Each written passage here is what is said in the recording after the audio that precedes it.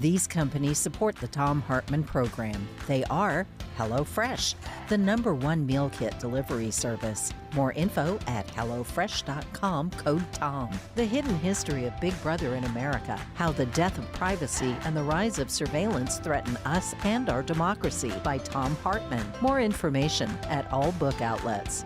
Wild Alaskan Company, 100% sustainable wild-caught seafood delivered right to your door. More info at wildalaskancompany.com/Tom. Cozy Earth, better sleep, better you. More info at cozyearth.com, promo code TOM. The latest views and opinions from U.S. politics and other fascinating subjects too, including cutting-edge science reports at hartmanreport.com. And Dinovite, a whole food supplement for your pet's immune system. More info at dinovite.com.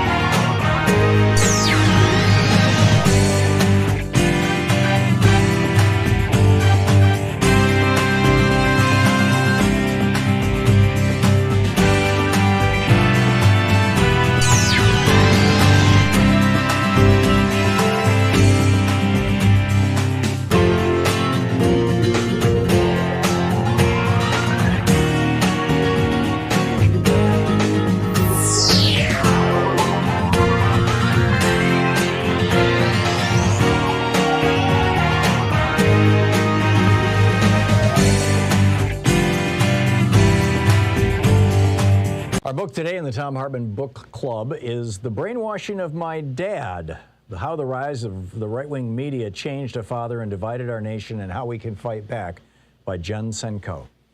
This is from Chapter 6, How Talk Radio Hijacked My Dad. In 1984, Reagan was reelected in a landslide victory against liberal Democrat Walter Mondale. That year was also when everything began to change for my dad and our family. In 1984, Dad retired from his job with the federal government at age 62. Both my parents missed being near the shore, so they moved back to New Jersey and settled in Toms River, a town where there was a large retired population. Still energetic, my father got a part-time engineering job 3 or 4 days a week, necessitating a long solo commute by car. He didn't want to waste time on music while driving. He wanted to be stimulated mentally, and he discovered talk radio to keep himself company. At the time, Bob Grant was the dominant talk radio personality. Often called the conservative radio, Grant was an openly racist, sexist, far-right shock jock. On his WABC radio show, he referred to blacks and Hispanics as savages. He believed them to be inferior, and he once even called Martin Luther King Jr. a slimeball. With his combative and testy style, he was considered a pioneer of the talk radio format. Soon, Grant became my dad's commuting buddy. I didn't know Bob Grant from Joe Namath, but I did know I didn't care for his style of yelling at callers or hanging up on them if they disagreed with him. My mother was not a fan of Grant's either, and she delighted in telling me the story of how she ran into him one day. She was at the Ocean County Mall eatery, sitting at a table having lunch when she saw Grant walk in. She recognized him, and when he passed her table, she asked, "You're Bob Grant, aren't you?" He said, "Yes, I am." She said, "Oh, my husband likes you, but I don't." He had been walking away and turned to look back at my mother and gave a little laugh. She said she just sat there at the table and did not smile back. Gradually, it seemed my dad started becoming more agitated after listening to Bob Grant. Eventually, he became consistently more irritable, excitable, and easy to anger.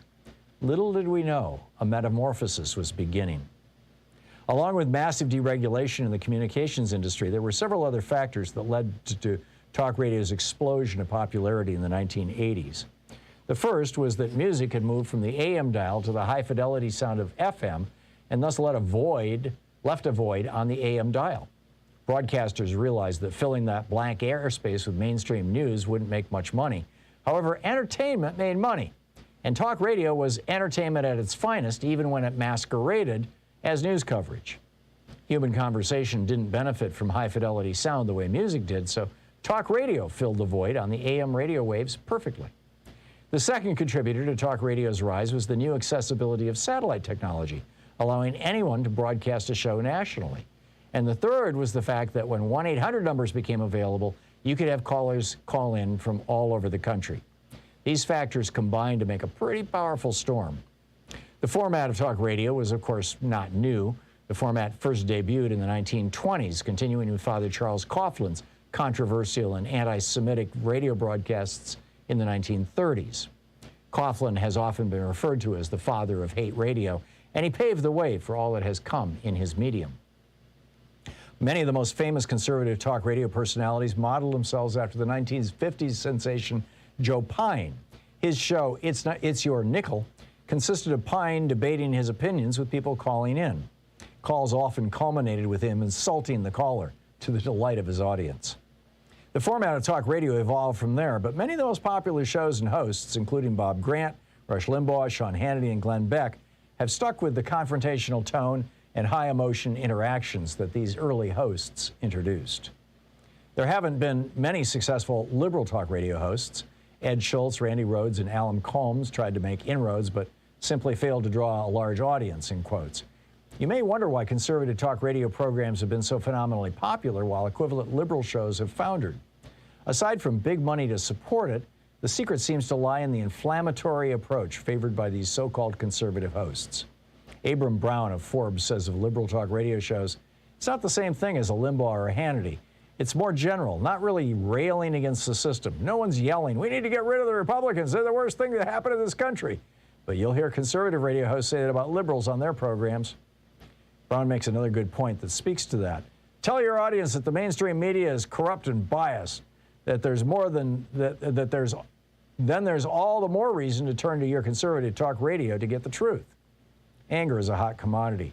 Finding an enemy is even hotter. Or as Ailes might say, it's the emotions, stupid. He did not actually say that.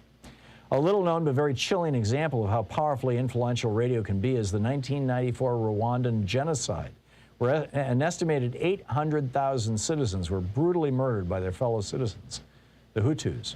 This happened after an intense radio campaign that started in 1993 dehumanized and demonized one group, the Tutsis.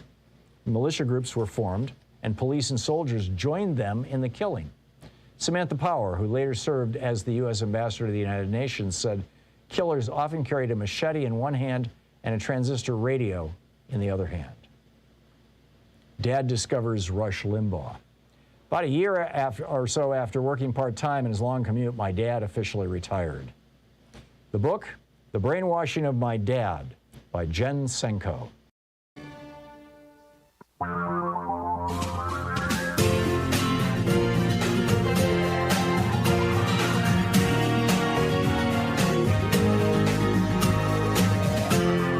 This is the Thom Hartmann Program. And it's a beautiful Thursday here. It's raining like crazy in Portland, and there's going to be thunderstorms this afternoon. Oh, what a day, huh? Hey, happy Cinco de Mayo. It's there you go. Sean is starting to dance. What a day. We've got a lot to talk about today. First of all, why is the Supreme Court using religion to alter what should be secular laws? We'll get into that in just a moment. And what kind of can of worms has the Supreme Court opened? I'm not talking about the Alito decision. This was their decision on Monday that Boston has to allow a religious group to fly a flag over City Hall. And so now the Church of Satan wants to do the same. We'll get to that in just a few minutes. Also, is Mitt Romney right that Donald Trump can't be stopped in 2024, that he can be president again? We'll talk about that in this first hour. In the second hour of the program, how badly will Jerome Powell, the Federal Reserve Board's chairman, damage the economy just in time for the election? We had a half-point rate hike increase today, and I have a very strong opinion about this. I think he's trying to drive a screw with a sledgehammer rather than a screwdriver. We'll talk about that in the second hour. Also, what's causing this spike in violence in America? The Republicans think that they can run on violence, and probably can and will. What is going on? We'll get into that in some depth in our second hour. And also we have a geeky science for our second hour. Will India's heat wave cause more global food problems? In our third hour, Will Westlake and Maggie Carter are going to be with us. They are Starbucks union organizers. And we're going to take a look inside the the pure propaganda from billionaire Howard Schultz and Starbucks and the union-busting company that the Starbucks has hired. We'll be talking about that, the anti-union tactics. And also, is Putin at peak desperation? He's trying to get ready for May 9th. It's coming down the road. It's only 5 days away, or 4 days away, I guess. And this is the day that they celebrate World War II. What's he going to do? Right? Is this gonna signal a massive escalation in Ukraine? There's a lot of concerns about that. We'll do a deep dive on that in the third hour of the program. So those are the things that are kind of broadly going on. I want to start though with my rant from HartmannReport.com today, which is basically that the Supreme Court is using religion to alter what should be secular law. I mean, generally speaking, I make this point in the article, Democrats don't like to talk about religion. I mean, Democrats, typically you ask them about religion and politics, and they'll point out that Thomas Paine and Benjamin Franklin were atheists, and Thomas Jefferson and a bunch of the other founders were deists, which was very popular in the 1780s, 1770s. Deists are not Christians, and they're very close to atheists. They think that something started the universe, and it's just run according to natural law ever since. And that in two different places in the Constitution explicitly says that religion can't interfere with government and government can't interfere with religion. That's, this is the story that Democrats will tell you. But the point that I make in the article at HartmannReport.com today is that it's time to discuss religion whether we like it or not, because it's no longer just knocking on our door. Sam Alito just sent it into the House with a no-knock warrant and stun grenades that threaten to catch the place on fire. I mean, this is the Dobbs v. Jackson draft opinion that has been leaked.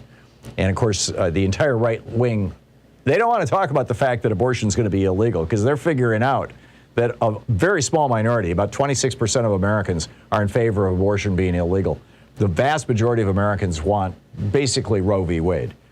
And, in other words, some regulation of abortion, a lot of regulation of abortion in the third trimester, some regulation in the second trimester, and basically, wide open in the first trimester.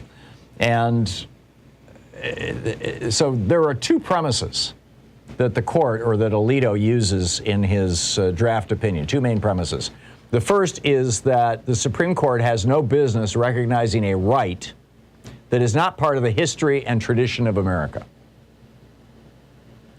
Now, the right not to be a slave, I suppose you could. Anyway, this is just a right-wing canard. This has been used by these guys to argue against pretty much every form of modernity since, probably since the automobile. It's certainly been used against in favor of maintaining segregated public schools. More recently, it's been used against gay marriage. Well, there was no gay marriage when the founders were around. How dare you? And so Alito is saying, well, having laws against abortion is part of our heritage. Turns out he's not so correct. I did a deep dive on this yesterday when I was researching this to write this op-ed. The year that Virginia got their anti-abortion law, and it was actually not even an anti-abortion law, it was a law regulating abortion, who could perform abortions, was 1847. That was the year that the American Medical Association incorporated. Why this coincidence? Well, because the anti-abortion laws, most of them that were passed in the 1800s, were not about religion. They were about saying that midwives could no longer deliver babies or perform abortions. This was exclusively the province of doctors. But I think it's really important to note that Ben Franklin had been dead more than a half a century when Virginia got its law. Mississippi got its first abortion regulation in 1839. George Washington had been dead a full 40 years at that point. This is not part of the history of, the Revolutionary era in America. It's just very straightforward. South Dakota got their law regulating abortion in 1899, Delaware, Tennessee, and South Carolina, 1883, North Carolina, 1881, Kentucky, 1879. I did look this up. North Dakota, 1877. Utah and Georgia, 1876. Oklahoma, 1875. The first state, and pretty much the only state that wasn't regulating abortion for the benefit of male doctors, was Massachusetts in 1812. And Massachusetts was so filled with the religious right-wingers in 1812, well, and before that, a century before that, that when Ben Franklin was 17 years old in 1723, he famously fled Massachusetts and moved to Philadelphia, specifically, as he writes about it at some length in his autobiography, specifically because the religious fanatics were running the state of Massachusetts. Which brings us to Alito's second point about why he wants to outlaw abortion, which is religion. He keeps repeating this phrase, unborn human beings, throughout the decision. But when is humanness real? This is a religious question. I mean, at one extreme end, you've got religions who argue that a baby isn't a baby until it draws its first breath. That, Genesis 2, right? This has been around for a long time, this idea. Then you have people who say, well, it's a human being at viability. That's what Roe v. Wade says. And then you've got, the old religious perspective, and Alito even references this in his decision, at quickening, which is typically around 22 weeks, where, the baby starts kicking. But there are some who say, no, it's a human being at fertilization. And you've got one major religion that says, no, it's a human being when God decides it's going to happen. And so, the couple are feeling horny and frisky and they're going to hop into bed, and therefore there can't be birth control because it's a human being functionally. Even though the egg is not yet fertilized. These are essentially all questions of belief. They're all variations on when does a soul inhabit a body, which is a religious question. I mean, as recently as the 1960s, theologians were debating this stuff in the pages of Christianity Today and Christian Life magazine, etc. So, and in fact, Alito himself, he writes, there is ample evidence that the passage of anti-abortion laws was spurred by a sincere belief that abortion kills a human being. Yes, it's a belief.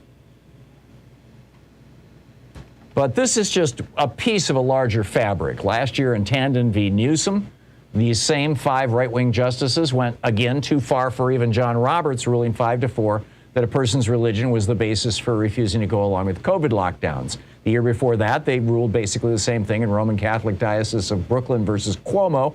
The churches could ignore public health orders and subject their parishioners to a deadly disease because of the personal belief of the leader of the church. The court picked up steam on this, with Burwell v. Hobby Lobby that said that employers can violate federal employment law if they want because of their personal beliefs, even if their employees don't share those beliefs. This had to do with insurance. Masterpiece Cake, the court ruled that a business can discriminate against their customers based on the business's religious belief, that the owner's belief that gay people are hated by God. And now religious people are free to claim a whole wide variety of exceptions from American law, from conditions of employment to even common decency, by simply shouting, I believe. So where is this going to go? I mean, under this draft Dobbs decision, women's bodies have legally become the property of the state, arguably from the moment of intercourse. Is this going to revive Mike Pence's period registry so that women can be tracked to identify abortions? Is the government going to mandate that women must collect and preserve the remains of miscarriages for burial with a licensed funeral home, as Mike Pence tried to put into law when he was governor of Indiana? I mean, this is an open assault on bodily autonomy, the right of women to make their own medical decisions, and the right of a family to choose to have or not to have children. And in my opinion, law in the United States should be based on secular consensus and the most recent science, not on somebody's religion. Roe v. Wade said, you don't have to go to an abortion clinic if you don't think that you should have an abortion. If you think abortions are wrong, don't get one. You don't even have to go into the parking lot. You can ignore it completely. But that's not where we're at right now.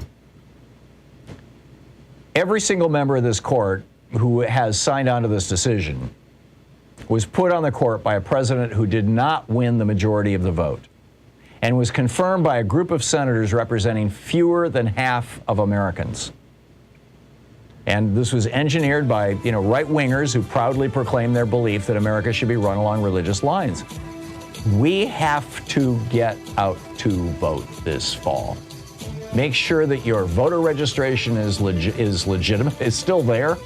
Particularly if you live in a red state with a Republican Secretary of State, they are purging Democrats as we speak. And this summer and fall, the registration window is going to close. Get active. This is the Thom Hartmann Program. We'll be right back. It's 18 minutes past the hour.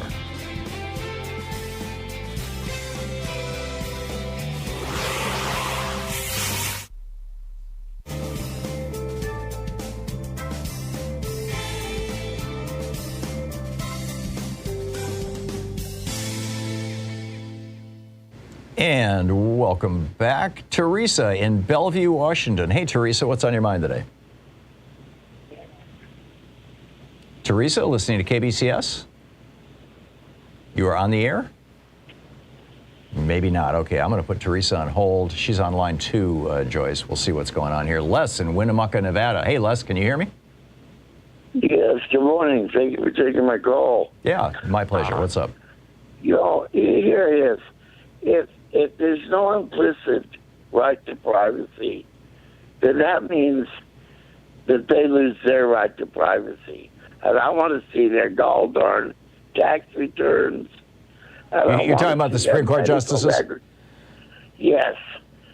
And the politicians, all of them, everybody. Everybody's retired, internet history, everything becomes a matter of public knowledge, everything. And you know what? I'll bet they'll change their mind. Now, here's another thing. 43 million babies were born in this country last year. That's the number I heard. Let's say that I would be surprised it was that many, but whatever the number was. That's including the day after pills. Okay? Women, okay. But regardless of how many babies were born, what's your point, Les? It's a bunch. The point is, even if only half of that number survive, that means we have 20 million children a year being brought into homes that they're not wanted or being put up for adoption. Right. And either way, we're turning people away at the border, who have walked 1,500 miles because they can't live where they're at for any numerous reasons. A lot of those created by us. Mm-hmm. The cocaine trade. We're the consumers of those, hopped up cocaine. Anyway, so I just don't see the reasoning in this. I really don't think. I don't think they talked this out, because if they use the right to privacy, they're in trouble. I think that, I've heard this expression now 2 or 3 times on TV. Everybody seems to like to use it. But basically, the Republicans are now the dog that caught the car. And they don't know what to do with it. They have spent 50 years, literally 50 years, saying, or 40 years, I guess, since Reagan, since 1980. That was 42 years, yeah. And they have been saying all throughout this entire period of time, we're going to criminalize abortion. And nobody took them seriously. People voted for Republicans thinking, oh, yeah, quack, quack, quack, quack, quack. I took them seriously. Yeah, well, I did too, and now it's here, and now all of a sudden the Republicans are like, it's radio silence.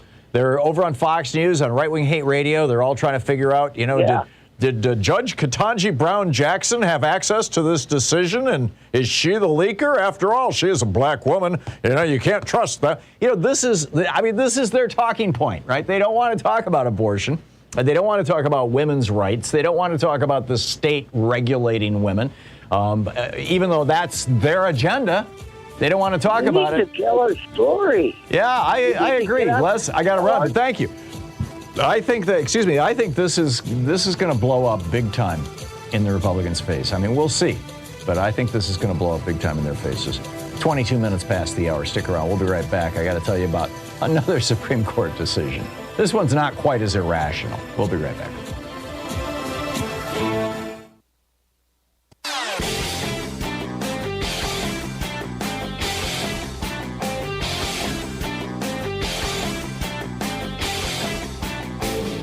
Change starts with you. You can be calling your Democratic or Republican representatives to let them know what you think by calling 202-224-3121. It's the Capitol switchboard. It'll get you right through to them. The recent killing of a young black man in Michigan, Patrick Loyola, who was, the police officer was sitting on his back and put a gun right to the back of his head and shot him, is just the latest example of police killing people out of traffic stops, and predominantly black people. 28% of the people who are killed in traffic stops are black, but African Americans are only 13% of our population. Police in the United States have killed nearly 600 people during traffic stops since 2017. Mapping Police Violence is the nonprofit that's been doing the work on this. About 10% just this year, about 10% of the 1,100 people killed by police this year have been killed at traffic stops. Dante Wright, Sandra Bland, Philando Castile, we know their names and we know their stories, but we're not doing enough to get this under control. Other countries tend not to have this problem. We need to do something now. There's a video about it over at thomhartmann.com. Check it out. Thanks, Tom.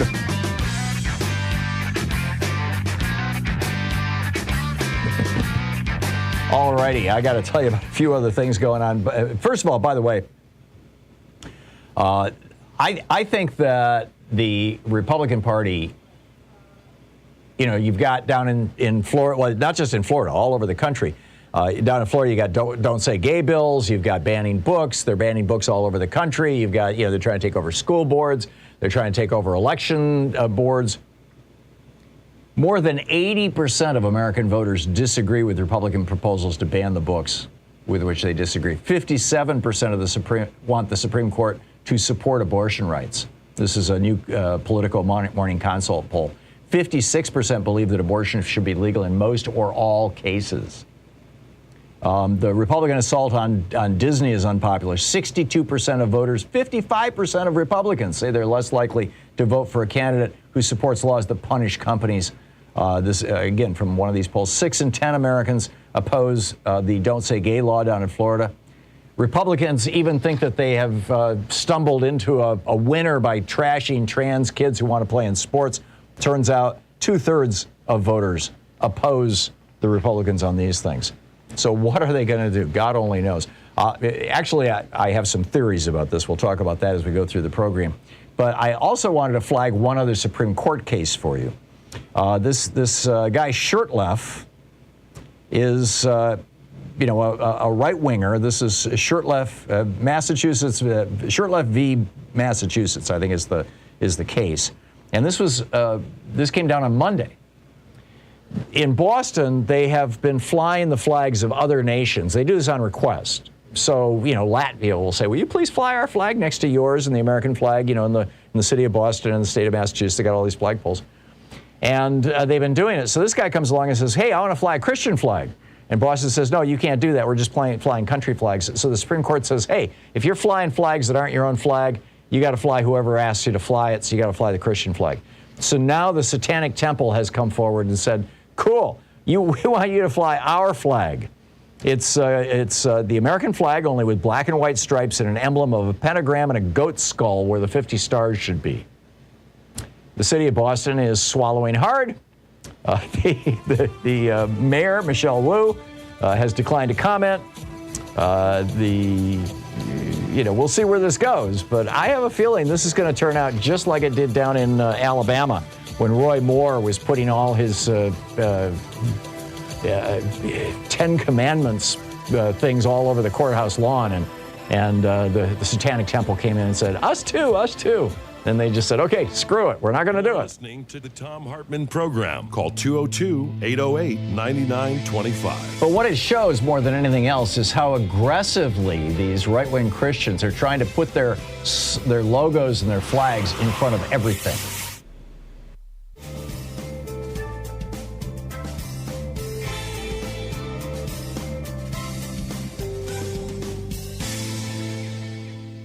Our book today in the Thom Hartmann Book Club is The Lords of Easy Money, How the Federal Reserve Broke the American Economy by Christopher Leonard.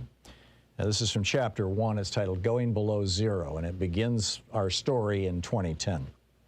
Thomas Hoenig, H-O-E-N-I-G, woke up early on November 3rd, 2010, knowing what he had to do that day and also knowing that he was almost certainly going to fail.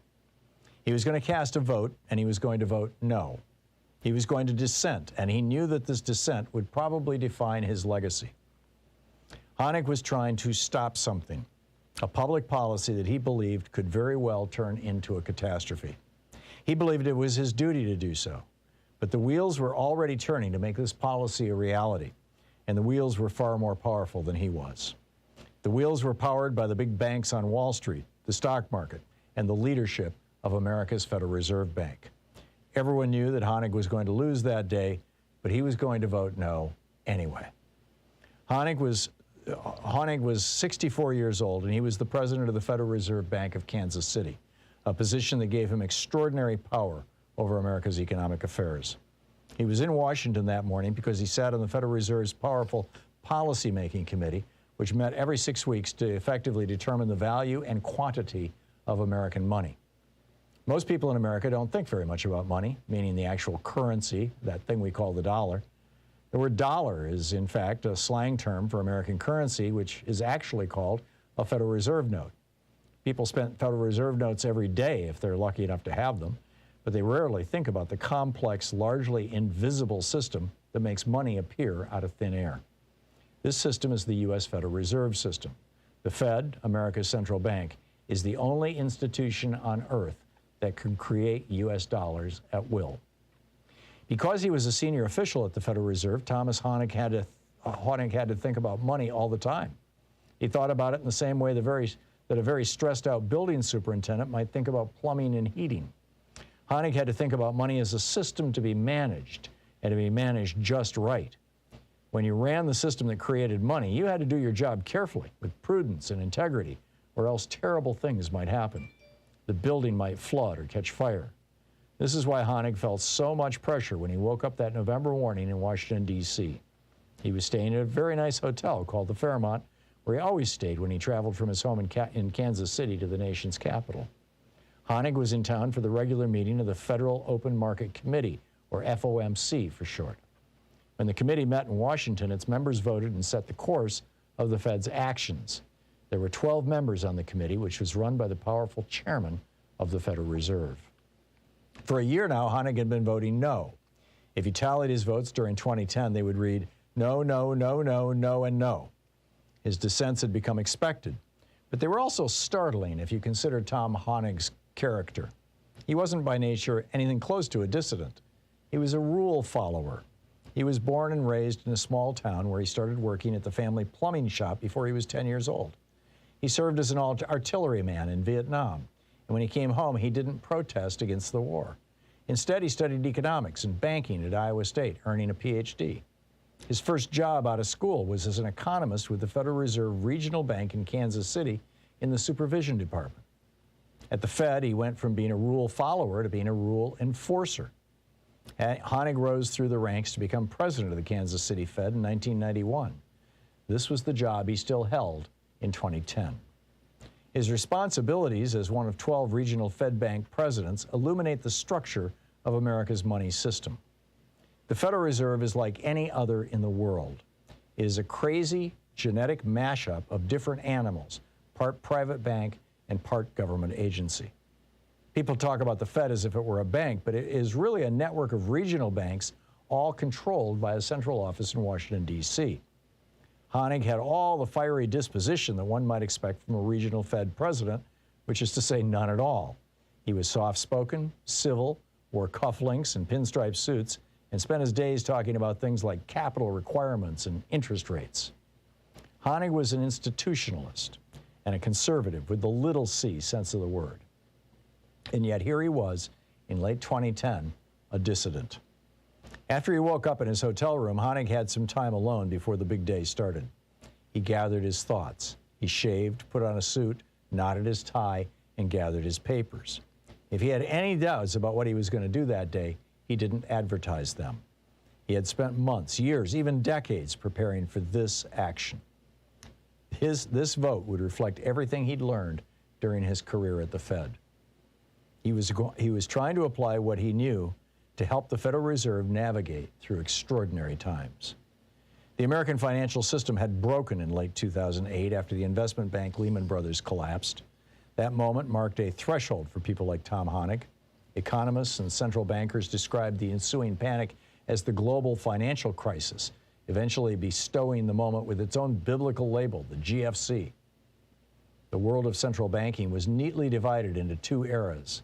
There was the world pre-GFC and the world post-GFC. The GFC itself was apocalyptic. The entire financial system experienced a total collapse that risked creating another Great Depression. The book, The Lords of Easy Money by Christopher Leonard, the subtitle, How the Federal Reserve Broke the American Economy.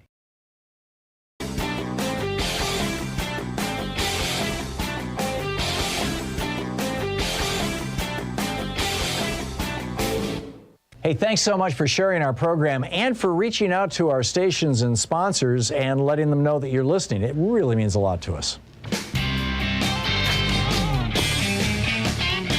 Welcome back. Okay, I mentioned that I had some opinions on, where this is all going to go politically, both the abortion issue, the banning books issue, all this stuff that has flown out of essentially MAGA land, right? And Mitt Romney has come out and said that he thinks Donald Trump is probably going to be the Republican Party's nominee in 2024. Now, part of me is like, bring it on, right? Because most of America has figured out that Trump is a con man and a grifter and all that kind of thing. And I don't believe that he can win another election. Part of me, though, is also very concerned that Trump, with a little help from Russia and some of his other friends, might, and particularly the fact that they're stacking these and packing these election commissions and boards all around the country. Every single one in Arizona, in Michigan, in Pennsylvania, in Georgia, every single one of these people who had stood in the way of Donald Trump overturning the last election and committing an actual coup has been replaced or is being challenged right now. Mitt Romney said, and I quote, "I don't delude myself into thinking I have a big swath of the Republican Party. It's hard to imagine anything that would derail his support. So if he wants to become the nominee in 24, I think he's very likely to achieve that." And Romney has a pretty good insight into this stuff. He was once the Republican Party's nominee for president. And a couple of weeks ago, he was booed in absentia. He was not even there at a Utah, he's the senator from Utah, at a Utah Republican Party meeting, which is pretty amazing. Is it possible that Donald Trump could be making a comeback? Or is it going to be Ron DeSantis? I mean, is the Republican, I guess the question is, and I put this to you, very straightforward, has the Republican Party gone full fascist? And I say that, I predicate that on the assumption that Trump and DeSantis are actual fascists. They are willing to corrupt the state to gain and hold power. They are willing to lie to the people in order to gain and hold power. And they are willing to use the power of the state against their political enemies. I mean, just look at DeSantis, that one woman who, back a couple of years ago, who outed him for lying about COVID statistics for political purposes. And he had the police, smash down her door and take her computers. I mean, this is, so the question is, has the Republican Party gone full fascist? And if so, can they take over our government in the 2022 and 2024 elections? I think this is a genuine threat. They have already taken at least 20 states in the United States, and those states are changing laws as rapidly as they can. Will the blowback against the Roe, against overturning Roe, be enough to awaken people and get them to the polls this fall and in 2024? I honestly don't know. I'm hopeful. So we'll see. But I think we are very much at a turning point in the United States right now, and we have to acknowledge that. We have to recognize that. So anyway, picking up your calls here, Teresa in Bellevue, Washington. Hey, Teresa, what's up? Hi, Tom. Hey, your opening rant, you were just singing my song there. I think separation of church and state, it is in the Constitution, and I think that is our strongest argument for for getting our rights back with abortion health care. And I just want to say, you know, the question we can ask is if the courts can, or if the states can outlaw a medical procedure based on someone's religious beliefs, I mean, what's next? Well, they have. Yeah, let's be clear here, Teresa. They have not only outlawed abortion. The states have also outlawed euthanasia. And I get it that there's this whole death with dignity thing, but I don't see this so much as a slippery slope. I think it's largely confined to abortion, I guess, is the point that I'm making. Although the what's next, I mean, if it stays with abortion, then do we get Mike Pence's law in Indiana that says that every miscarriage you have to preserve the tissue that comes out and go to a licensed funeral home and pay $5,000 for cremation or a funeral? And of course every abortion. Although abortion won't even exist any longer if there's a federal law against it. I mean, where do they go with this, and what are the consequences for people? It's serious stuff. Remember when the right-wingers were all just up in arms about quote-unquote Sharia law? I mean, this is what we need to throw back at them. Yep, yeah, this is Christian Sharia law. You're absolutely right. Teresa, thank you. Very well said. Andrea in Tucson, Arizona. Hey, Andrea, what's on your mind today? Hey, Tom, I'm really, I guess, peeved like many people are, but my one thing, it seems like that Alito is an awfully arrogant person to think that after this law and having been supported by even other laws besides Roe v. Wade, is so intelligent, and his group is so with it that he thinks he's smarter than all the judges that have since gone along with this.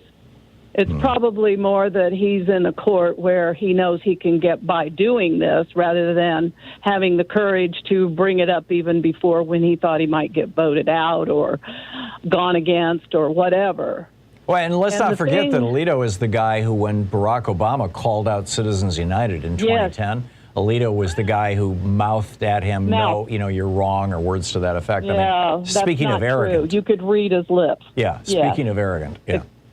Yes, and then the other thing, Tom, that I'm hearing when they're talking about incest and rape, they should be saying statutory rape, because we are not differentiating. We're including girls who are minors as if they are women, and the term gets thrown out there like women. We're actually taking childhood away from girls if they're forced into this. Right. That is the most ridiculous part of this, that he can't even see beyond the fact he's taking childhood away. Yeah. And next, they won't let them go to school because it'll be dangerous, or they don't want people to see them back to how it used to be. Well, and we can kiss the military and any other profession that women have fought to get into because it'll be too dangerous. Jobs will be too dangerous. You're going to start seeing... And we'll be slowly out of the workforce. Yeah. I'm sorry. No, it's my apologies for interrupting you. There's a very, very slight delay here, and I thought you were done. We're going to start seeing women committing suicide because they can't deal with a pregnancy.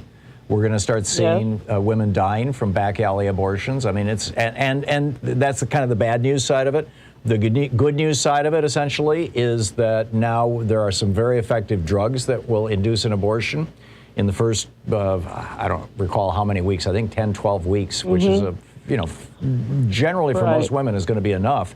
And they are now setting up these telehealth, these telemedicine programs, and many states have changed their laws to allow telemedicine because of the COVID epidemic or pandemic. Right. And so now, you can contact one of these organizations on the internet, talk to them on a Zoom call, the pills show up, Federal Express the next day, and boom, you've got your abortion at home. And the only thing that could stop that is states outlawing that. Oklahoma just tried to do that, to even outlawing possession of these pills. But then they're going to have to start stopping them in the U.S. mails. And it's going to get really, handmaiden-ish, big government if they do that. Right. Andy, I got to move along, but thank you for the call.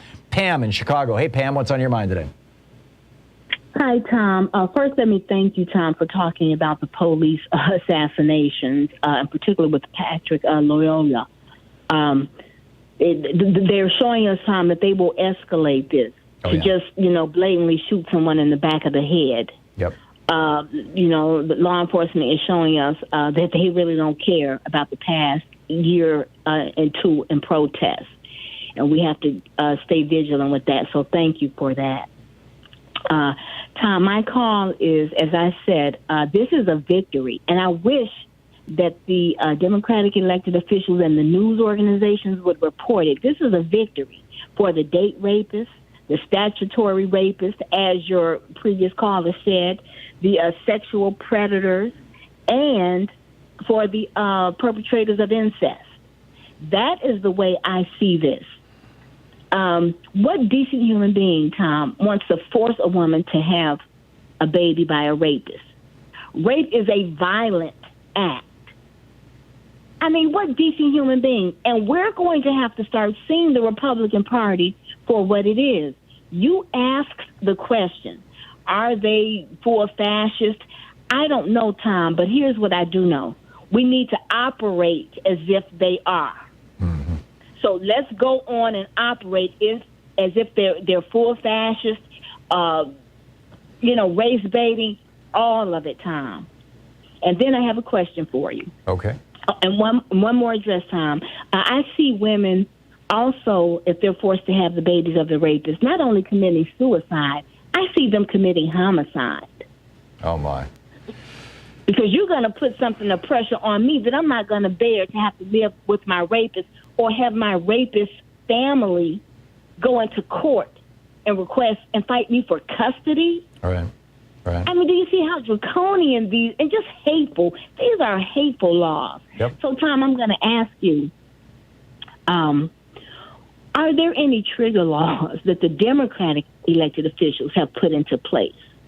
I want Biden to do all that he is able to do legislatively, as well as Schumer, as well as Nancy Pelosi. Whatever needs to be done, and I'm calling news organizations, I've contacted my elected officials. This is just a hateful piece of legislation. But do you know of any trigger law? Because now we're hearing about trigger law. Yeah, the closest that I know of, I mean, the trigger laws were laws that would go into effect if something happens. And the closest that I know of, Pam, on our side that have happened like that is several states, and I frankly don't know how many, Connecticut and California, I'm pretty sure two of them, have actually put into their constitution the right to have an abortion. And other states are considering that right now. This is sweeping state legislatures across the country. And I think, probably by the election, maybe by next year, you're going to see red states and blue states having very, very different, forms of law. Pam, I got to run, but thank you for the call. We'll be right back. You're listening to Thom Hartmann. Visit thomhartmann.com for audio and video archives. 46 minutes past the hour in the place where smart people get their news. We'll be right back with more of your calls.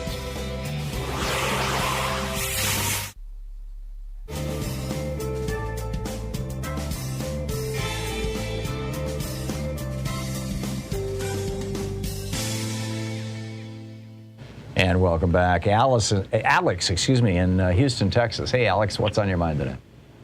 Hey, Tom, I'm going to play devil's advocate just so that you can help me square a circle. Mm-hmm. Let me preface it by saying I vote. I do all of the work, the groundwork, and having the conversations at the risk of all sorts of things, no matter how it may make me be perceived. So here's my thing about the Supreme Court situation. All of these justices who would overturn Roe were appointed by presidents that lost the popular vote. Correct. So what is my voting harder going to do if that's the situation. If I know that I'm going to go vote and it's going to be in vain, well, then I'm going to feel very silly. I'm being told just go, Well, you understand that when you're voting for president, you're not voting for the president. You're voting for an electoral college representative of, for you, who's going to cast the electoral vote. And frankly, in 2000, had Jeb Bush not pushed 90,000 African Americans off the voting rolls in Florida, we would have had President Al Gore. In 2004, if Ken Blackwell had not removed 300,000 African Americans from the voting rolls in Ohio, we would have had President John Kerry. They're still playing these games. The problem is that we don't have law to stop them from doing this. And so what we have to do, it's very simple, Alex, is we have to show up in larger numbers than we have. I mean, if they're basically stealing a couple of points off elections by rigging the game, which is what they're doing, then we've got to show up in a proportion that's larger than those just couple of points. So, I hope I've answered your question. I took it in the positive spirit that you portrayed it. And Alex, thanks for the call. Dan in Baldwin, Michigan. Hey, Dan, what's on your mind? Well, with all this Roe versus Wade, why don't they take all these erection commercials off of TV, and she'll like it, too. I mean, it's definitely a man's world. I haven't seen a Viagra or Cialis ad in years, but I could see them coming back with a disclaimer that says, may cause pregnancy and subject you to the power of the state. Or no, it would subject your woman to the power of the state, your sexual partner to the power of the state. All these additives and everything they want you to take, it's, I don't know what it is. And none of them work. That's the problem.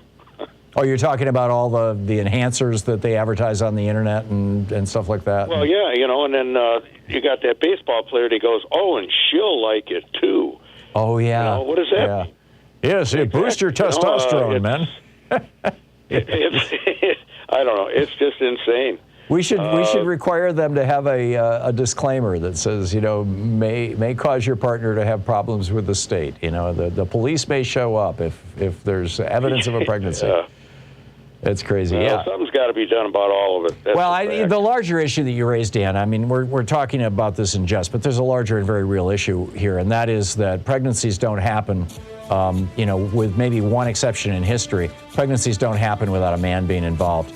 And these laws that are being passed in these Republican states take no consideration of the man into the equation at all.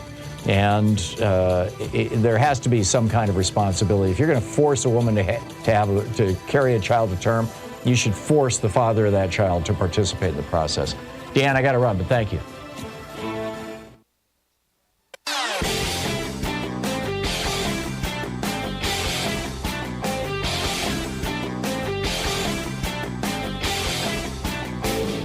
Share the Thom Hartmann Program with your friends. We're available on SiriusXM, Free Speech TV, Pacifica, commercial stations nationwide, YouTube, Twitter, Facebook, on the Thom Hartmann app, and you can even tell your smart speaker to listen to the Thom Hartmann Program.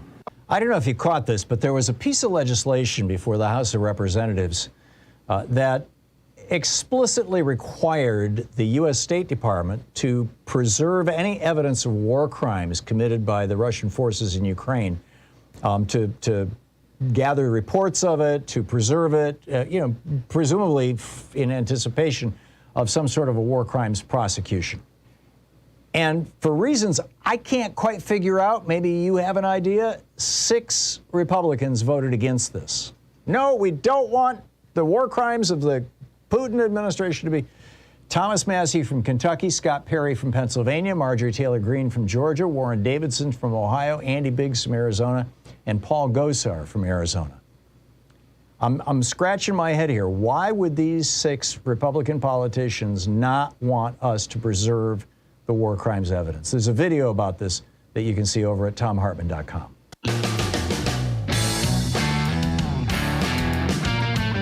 And welcome back. Bill in Clifton, New Jersey. Hey, Bill, what's on your mind today? Yeah, hi.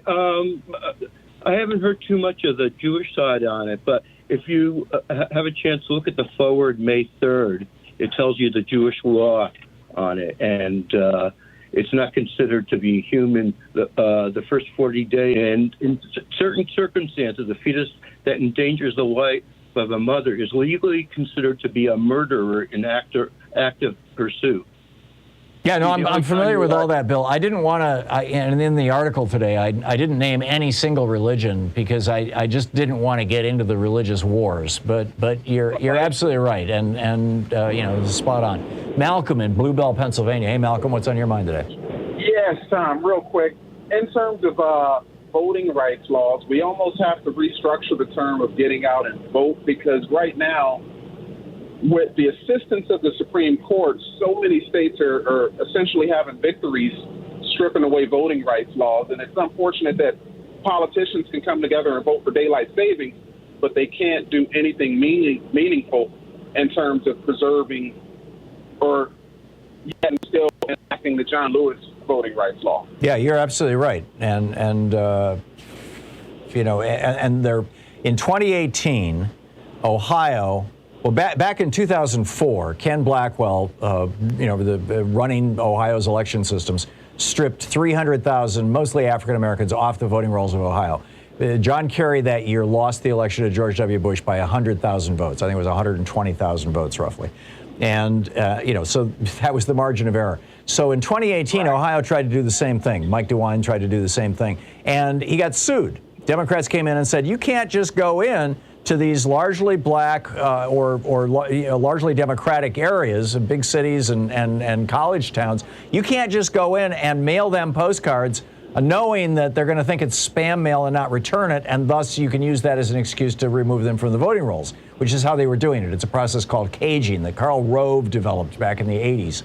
And so they took it to the Supreme Court, and the Supreme Court said in a 5-4 decision, this was just the Republicans on the court, said, no, it's fine. If states want to do that, if they want to cage voters, if they want to selectively, pick who they're going to mail to and how they're going to remove. And they are doing that like there's no tomorrow right now as we speak in red states all across the United States. And that's why I said at the end of my rant at the beginning of this hour was, double check your voter registration if you live in a state with a Republican governor or a Republican secretary of state, because there's a very good chance, particularly if you live in a big city, particularly if you're registered as a Democrat, or particularly if you're black or Hispanic, that you have been removed from the voting rolls. And you need to check every single month because these purges are ongoing.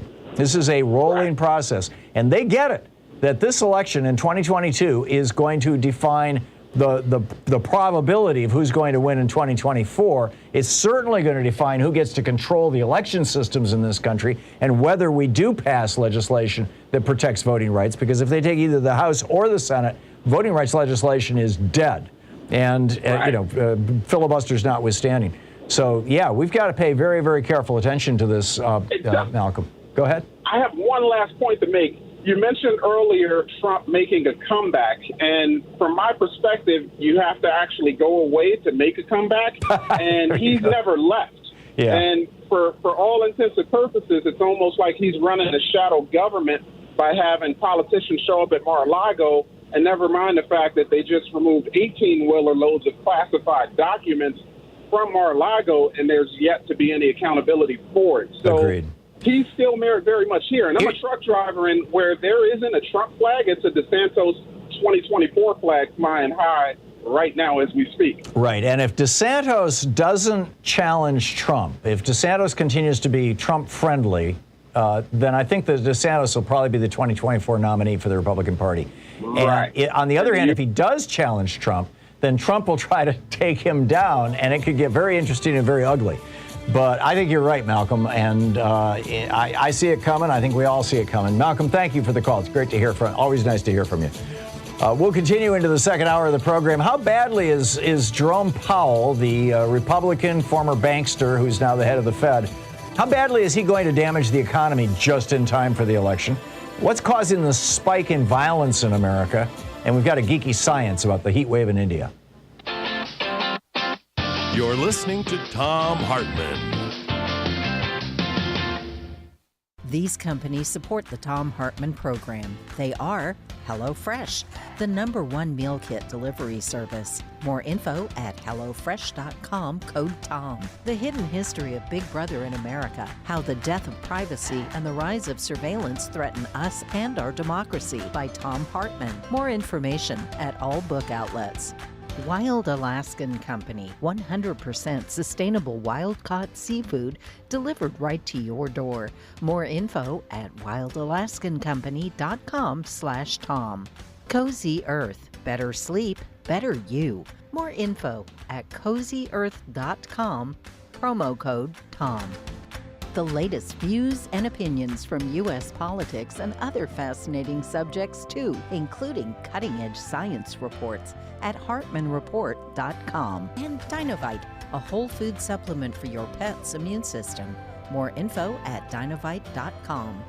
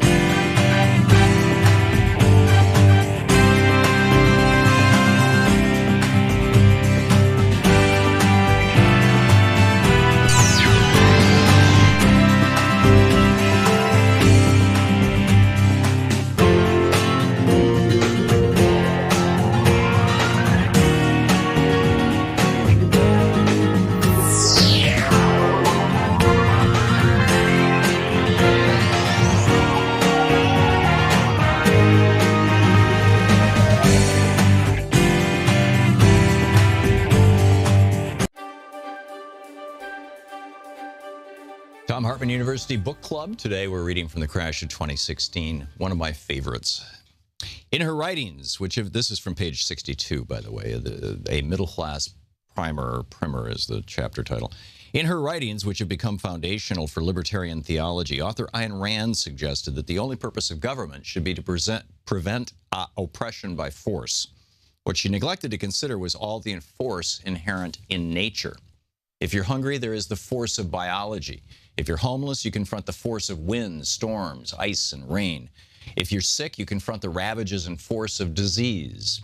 These were the forces that provoked the first governments, the first communities, the first clans and tribes, the first nation states.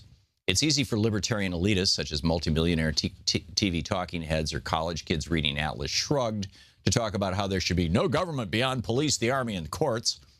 They all have enough resources that they don't need to deal with the forces of raw nature. And that explains why billionaires would bankroll libertarian-leaning think tanks that will, when the crash comes with its full force, tell us it was caused by big government. However, in the real world, humans must confront both nature and other humans, which is why we create governments and why we create economies. But it wasn't until 1776, when Thomas Jefferson placed John Locke's right to life, liberty, and property, or replaced it, with life, liberty, and the pursuit of happiness, that the idea of a large class of working people had the ability to pursue happiness, the middle class.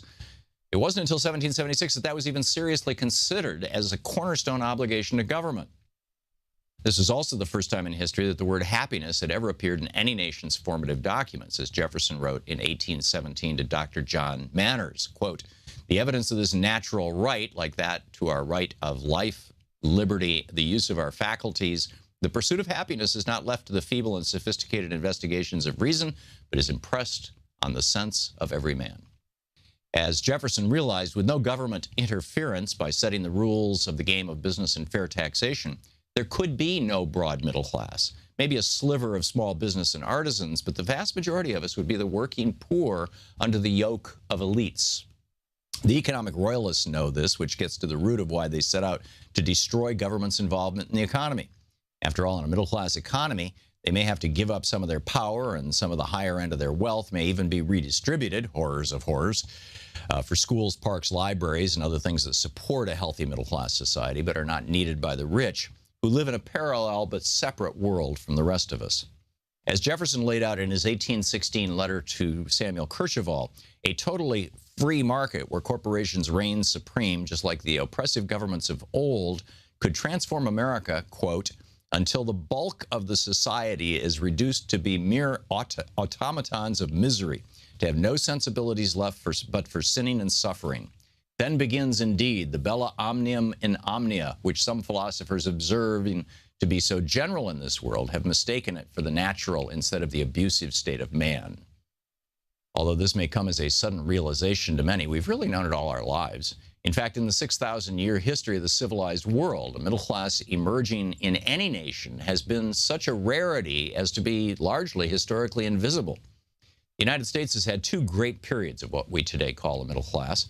The first was from the 1700s to the mid-1800s and was fueled by virtually free land for settlers stolen from the Indians and free labor, slavery in the South and indentured immigrants in the North. The result was, as de Tocqueville pointed out, the most well-educated, politically active, middle-class, non-aristocrats in the world. The second period didn't take hold until after World War II, during my dad's lifetime. Unlike the first, which was fueled by free land and slaves, the second had to be carefully constructed with specific and what some might define as socialist policies put in place during the New Deal, which asserted more democratic control over the economy and workplace in order to keep the economic royalists in check. To both stimulate and balance the domestic economy, FDR reinstituted progressive taxation, which gave workers more to spend and gave the rich an incentive to pay their workers better to maintain a stable workplace, since if they took the money themselves, it would just mostly go to taxes, thus stimulating demand for more goods and services. Progressive taxation has a long history. As Jefferson said in a 1785 letter to James Madison, quote, "Another means of silently lessening the inequality of property is to exempt from taxation all below a certain point and to tax the higher portions of property in geometrical progression as they rise." FDR eventually hiked the top income tax rate paid by the super rich in America to 90%. This had a twofold effect. First, it held income inequality in check and ushered in an era of equal income and a growth among all classes. Unlike the Gilded Age, when the economy grew at a blistering pace but the gains were afforded only to the robber barons, the period between 1947 and 1980 saw unparalleled equitable growth. During these 30-plus years, the poorest fifth in America saw a 116% increase in their incomes. The middle fifth, 111% increase. Top 5% only saw an 85% increase. All income classes shared in the prosperity of the times when the top marginal income tax rate was above 70%. The second effect of a high income tax rate was to bring stability to the economy. And then it goes through the whole explanation of how that worked. The book is The Crash of 2016.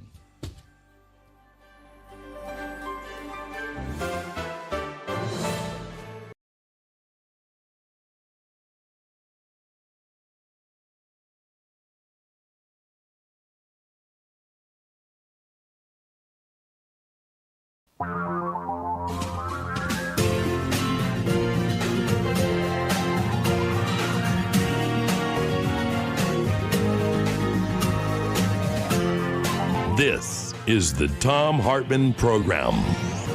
Welcome back to the second hour of our program. We'll continue on the threads that we have started, the discussions and topics and whatnot. In fact, I have a little more to add to both the Romney and the abortion issues. But I wanted to start out with the Federal Reserve raised interest rates by a full half a point yesterday afternoon. And the market, well, I haven't looked at the market recently. I think it's down. Yeah, it's still down. The market is responding by going, oh, okay, here comes a recession. I mean, typically what you have are quarter point raises when the Fed starts raising interest rates. This was a half point raise. This is a statement. This is Jerome Powell, the Republican banker, head of the Federal Reserve, saying to the United States, we're going to induce a recession to try to control inflation.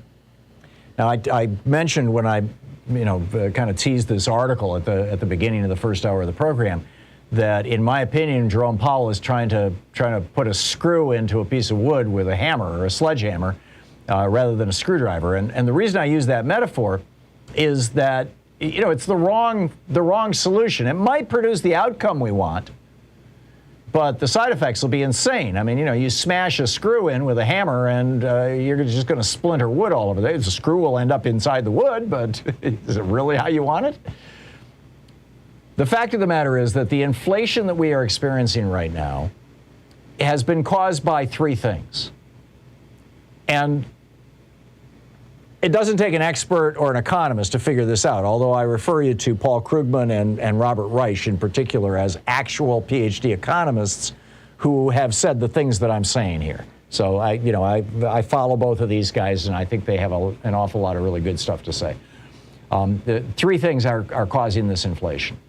The first and most consequential is that for 2 years, people stopped buying services and to a large extent stopped buying goods. For the first of those 2 years, this is the pandemic, the economy just went totally in the toilet.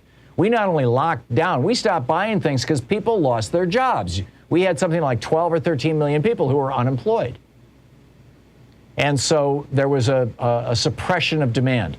The same thing happened during the 1941 to 1945 period, during World War II, when we were doing food rationing and ladies' nylon rationing, and there was a suppression of demand. And so what happened after World War II? There was inflation. All of a sudden, people are like crawling out from under the, underneath the suppression of demand and saying, I've got some money, I'm ready to buy something. So that was the first, is the increased demand as a consequence of functionally the end of the pandemic. The second thing that is fueling inflation is supply issues. Now, this is probably the only time that I will ever mention supply side, because there's the demand side and the supply side, of course, in economics and all that kind of stuff. And Reagan, with this whole supply side thing, that was a hoax, right? That was just a scam.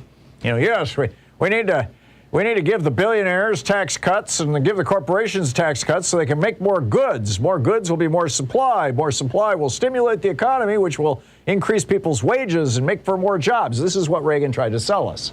It's what Republicans are still trying to sell us, frankly, as the reason to cut taxes on rich people and corporations. It has never worked. It won't work. But here, there's actually a supply issue, and it comes in two forms. One is we've got a war going on in Ukraine, and that war is causing a suppression of oil supplies, specifically Russian oil supplies. Russia supplies a substantial, about 10% of the world's oil. Also, in the last year of his presidency, Donald Trump cut a deal with the Saudis to cut their daily production, their daily oil production, by 2.2 million barrels a day. Now, if 2.2 million barrels a day were to come back online right now, it would drop the price of oil down into the $60 range. Right now, it's, $80, $90 a barrel. I haven't looked in the last week, but that's where it was, a week ago. But Saudi Arabia is now saying they don't want to go back to pumping oil like they used to. They're making a whole hell of a lot of money, and they're losing less oil. And it's hurting Democrats. It's hurting Biden. And they're very happy about this. They just gave Jared Kushner $1 billion. They're betting that the Trump family will be back in power in 2.5 years. And Mohammed bin Salman, frankly, doesn't like Democrats. A Democrat, Jamal Khashoggi was, kind of on the side of the Democrats. So you've got an oil supply problem, which is driving up inflation, just like it did in the 1970s. The inflation of the 70s was the result, again, of Saudi Arabia cutting off our oil supply. In that case, it was because we took the side of Israel. And then there was another oil shock toward the end of the 70s when the Shah of Iran fell, and suddenly, Iran wasn't pumping oil anymore. So we had two oil shocks, and that produced the inflation that led to Jerry Ford being a one-term president and Jimmy Carter being a one-term president. So this oil shock inflation is a very real thing, and it's politically poison to whoever's in power at the time it happens. Like I pointed out, it hurt Jerry Ford, who was a Republican. It hurt Jimmy Carter, who was a Democrat. And then the other part of the supply problem is the stuff coming from China. Right now, China has been trying to do this no COVID policy. They basically lock down and quarantine and all this kind of stuff. And as a result, we've got, entire Chinese ports that are not shipping goods to the United States. And over the last 40 years, the Reagan administration and the Bush administration negotiated NAFTA and the General Agreement on Tariffs and Trades, GATT, which became or laid the foundation for the World Trade Organization. Of course, NAFTA and the WTO were brought into existence during the Clinton administration, but they were put into place and negotiated during the Reagan and the Bush administrations. And as a consequence of this bipartisan consensus, let's send our jobs overseas, you walk into a store and find something that's not made in China. Good luck, Charlie. So when China starts shutting down their ports, which has been happening now for a month, basically, 3 weeks anyway, in a big way, about 2 months later, which is how long it takes stuff to make it all the way across the Pacific on a slow boat, about 2 months later, suddenly you've got shortages. The whole supply chain is anticipating a continuous flow of goods. They're not continuously flowing. So there's going to be even more inflation as a result of, demand is not going anywhere. And when supply is reduced, prices go up. It's very simple. So expect substantial inflation coming on consumer goods, on toys, on tools, on basically pretty much anything you walk into Walmart and buy. We're going to see a lot more inflation in that area. And then the third reason that we have inflation is because we put a lot of money in people's pockets over the last 2 years in order to get the average person through the economy. And of course, there was $500 billion of money apparently stolen in the last year of the Trump administration because he had no controls over the money that was going out the door to all his and Wilbur Ross's buddies through that PPP program. So there was just a lot of money sloshing around in the economy. That third part is arguably what Jerome Powell is trying to get under control. He's trying to dial back the money sloshing around in the economy, dialing back the money supply. The Fed has got $7 trillion on their balance sheet right now. They're trying to unwind their balance sheet, and they're trying to raise interest rates to slow down the economy. Well, yeah, it's going to slightly reduce the amount of money in the economy. Well, it's going to substantially reduce it and throw us into a recession. I guarantee you that. We are looking at a recession just in time for the election. But it also isn't going to do, it's not going to solve the problem. Inflation typically takes 6 to 10 years, with a mean of around 8 years of inflation to flush itself out of an economy once the things that are causing the inflation are gone. That surplus money, the free money that was being passed out, the long-term unemployment benefits, the child tax credit, the PPP program, all of that extra money came to a screeching halt a few months ago. It had nothing to do with the Fed. We're not, the federal government is, because Republicans refused to pass Build Back Better, the stimulus is gone. If Powell had just sat back and waited a year, he would have had his recession anyway, which is, of course, what the Republicans want. They want the country to be in a depression by 2024 so that they can run against Joe Biden or whoever the Democrat is saying, hey, they brought you a Great Depression. So Powell is trying to solve a problem of demand, the pent-up demand during the pandemic, a problem of supply, oil and the supply chain coming from China, and a problem of surplus cash, which no longer exists, by squeezing us all, by squeezing the economy. And I'm telling you, it is not going to, you're going to see inflation go away. Inflation's going to go away in a couple of years because it always takes that long. Paul Volcker had to take interest rates up to 22% to get rid of the inflation from the oil price hike in the 70s. And frankly, I don't believe to this day, and a lot of economists share my opinion on this, I don't believe to this day that Paul Volcker raising interest rates is what ended inflation back in the 70s and 80s. What ended inflation was it takes a few years for inflation to wash itself out of an economy. And that's what it took. It took a couple of years. The Shah of Iran fell in 79, if I'm remembering correctly. And, that was the second oil shock. And we saw inflation start to soften in 83, 84. It was pretty much gone by 88. There you are. Those, that's how it works. So, we need to get ready for this. We need to get ready for this. What is causing the spike in violence in America? This is going to be the other, the Republicans are going to run this year and in 2024. They're going to run on two big issues. One being, oh my God, inflation. And the other being, oh my God, crime. What's going on with that? I'll tell you about that after the break. It's 17 minutes past the hour. This is the Thom Hartmann Program. This is your media support group for We the People. We'll be right back.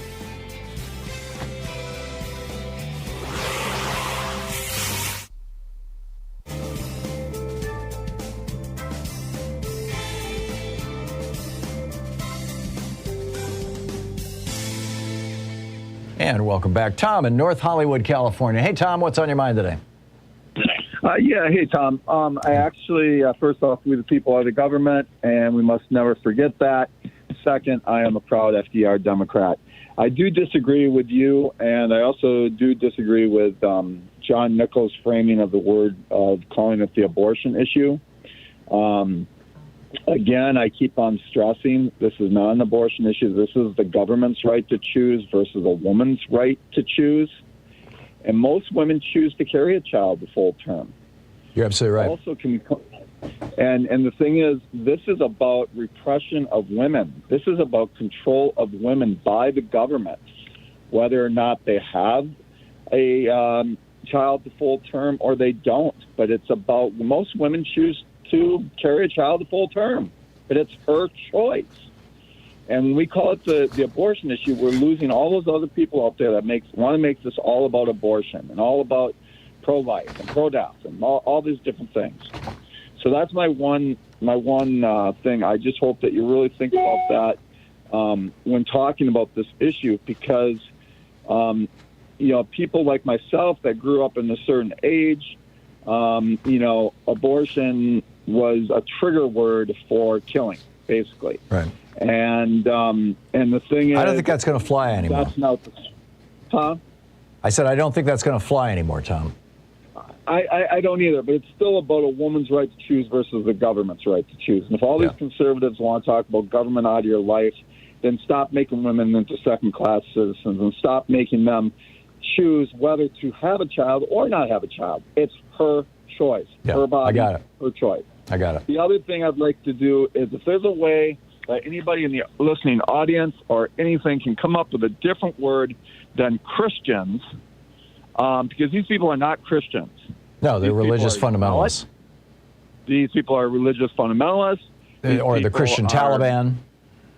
Right. Not even that. I mean, to me, a Christian means someone that's following in the footsteps of Christ, doing as Christ would have done.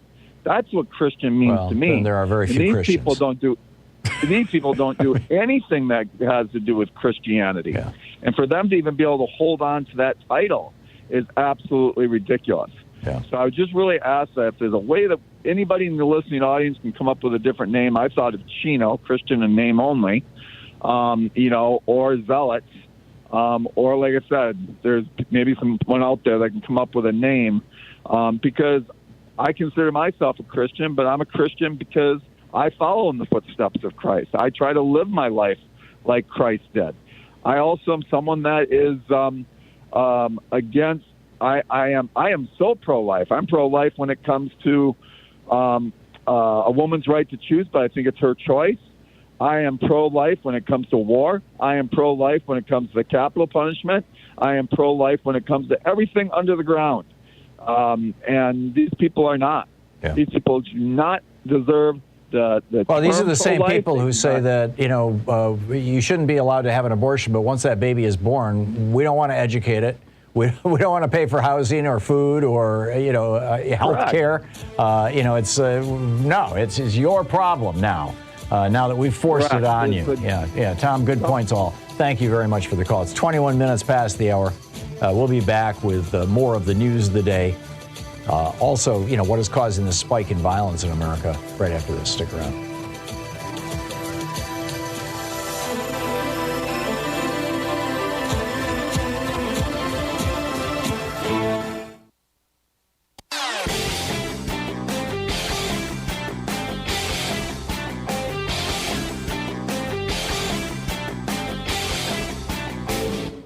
Missed my opening rant today? It's usually published over at HartmannReport.com, where you can read it and share it with your friends for free. Check it out, HartmannReport.com. Back in 1981, the first year of the Reagan presidency, one of our two senators from Oregon here, Mark Hatfield, wrote an op-ed for the Oregon Territory newspaper about the new right, about this whole movement that had seized the Republican Party. And in it, he called them out for escalating nuclear arms, for opposing the Equal Rights Amendment, for opposing abortion, for supporting school prayer, and for their argument that if you weren't on their side, you were not patriotic.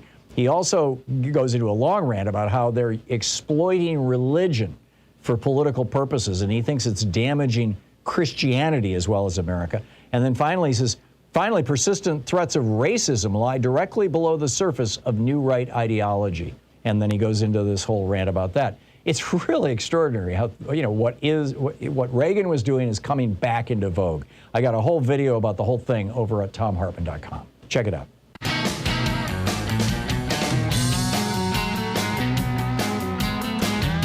Welcome back. So this spike in violence, this is fascinating. First of all, there has been an increase in violence over the last 2 years in the United States. This is absolutely undeniable, mostly in homicides. That said, according to the FBI, the murder rate right now is still 30% lower than it was in the era from 1970 to 1990. That period of time, that 20-year period of time of the 70s and the 80s, had the highest rates of violent crime recorded in the history of America. And nobody's sure exactly why it slowed down in the 90s, why crime slowed down in the 90s, but it has dropped. It had dropped by, really substantial margins. And now it's, even with the crime back up again a bit, it's still down 30% from that era.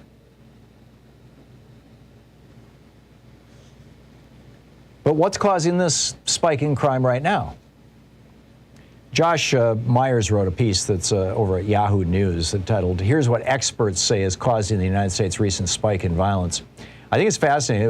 According to the FBI, the homicide rate rose 30% in 2020, and then an additional 5% in 2021. This is over 2019 numbers. Now, I think that, and the experts are saying that an awful lot of that can be attributed to lockdown. That the reason that the murder rate went up during 2020 is people were going nuts. We couldn't leave our houses. We lost our jobs. We couldn't go to work. We were afraid to encounter other human beings. We were walking into the supermarket dressed like, in a spacesuit, all this kind of stuff. So, number one, the experts are pointing out, yes, that was true. And presumably that will wash out, just like inflation will wash out, as we return to normal over the next year or so. The second cause, and I found this particularly fascinating. They're quoting a guy who's a professor at John Jay College, Dennis Kenny, Professor Dennis Kenny.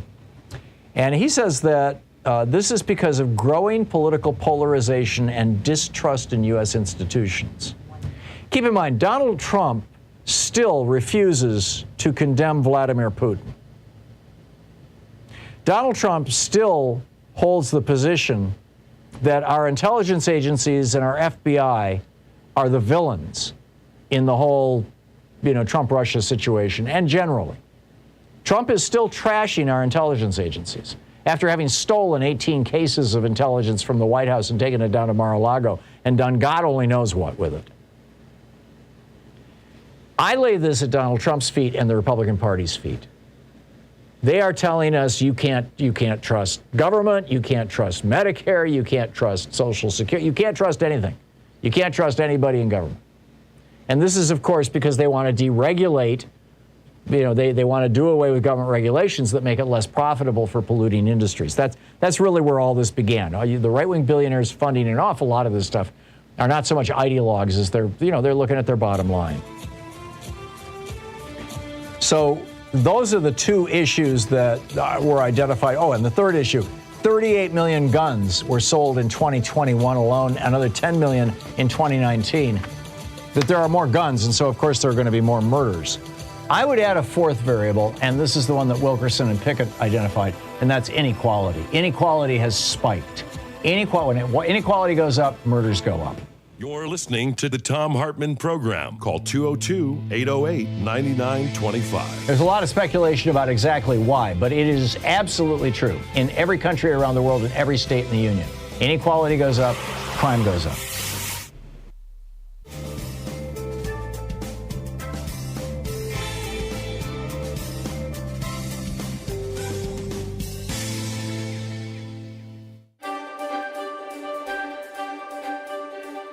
Hey, it's Thom Hartmann. We're reading from A Dark Money, the hidden history of the billionaires behind the rise of the radical right in today's Thom Hartmann University Book Club. This is from chapter 11, page 271. The official opening of the 112th Congress took place on January 5th, 2011, when Nancy Pelosi, the Speaker of the House, handed off an oversized ceremonial gavel to her successor, John Boehner. But a new era of ultra-conservative billionaire influence had already begun. Before the public swearing-in ceremony got underway, David Koch, whose donor network had spent at least $130.7 million on winning a Republican majority, was in the new Speaker-to-be's office, ornate office, chatting amiably with his staff. The People's House was under new management, and critics would suggest new ownership. While Koch was a very public presence on the Capitol, his political adjutant, Tim Phillips, the president of Americans for Prosperity, was deep in the inner sanctum of the congressional committee that mattered most to the bottom line of Koch Industries. Phillips's most important destination that day was the House Energy and Commerce Committee, which under the new Republican majority had now increased its power to block President Obama's environmental agenda in Congress. The committee could bury progress on climate change and harass the EPA for the foreseeable future.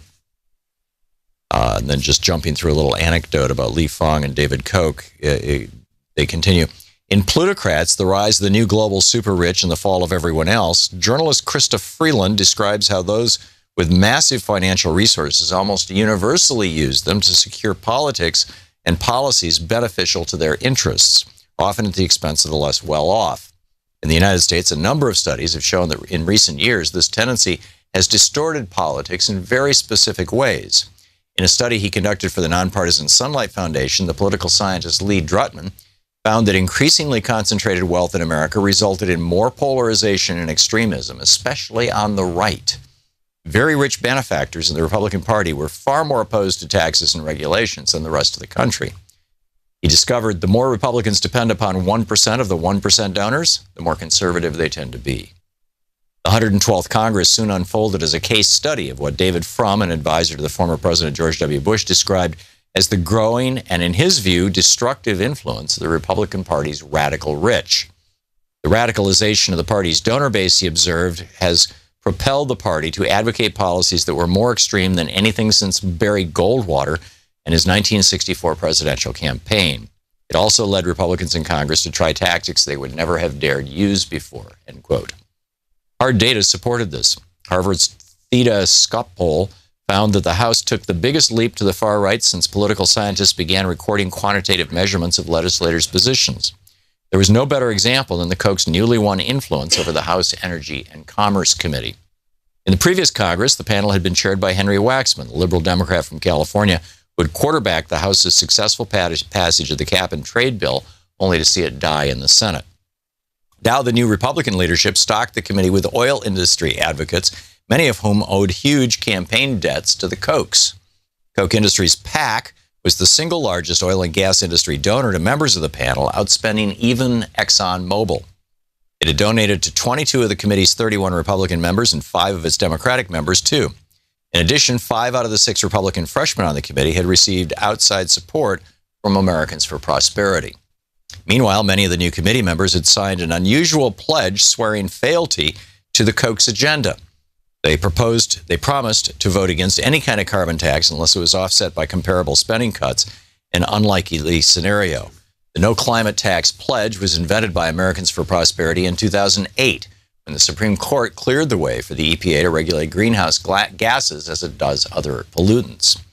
The Koch's pledge was modeled on the enormously successful one that the anti-tax crusader Grover Norquist had used to intimidate Republican lawmakers from raising taxes. But in this instance, it served not a cause so much as a company. By the start of the legislative session in 2011, fully 156 members of Congress had signed the Koch brothers' no climate tax pledge. Many returning members of the House Energy and Commerce Committee had already taken the pledge, and of the 12 new Republicans on the panel, 9 were signatories, including 5 of the 6 freshmen. A prime example of the symbiotic relationship between the Kochs and the committee was Morgan Griffith, who had defeated Rick Boucher in the district that represented Saltville, Virginia, and was among the new wave of appointees to the Energy and Commerce Committee who were openly indebted to the Koch brothers for their seats. Americans for Prosperity operatives were guests of honor at a victory rally soon after the election, at which Griffith gushed, quote, "I'm just thankful that y'all helped me out in so many ways," end quote. The Koch's investment soon paid off.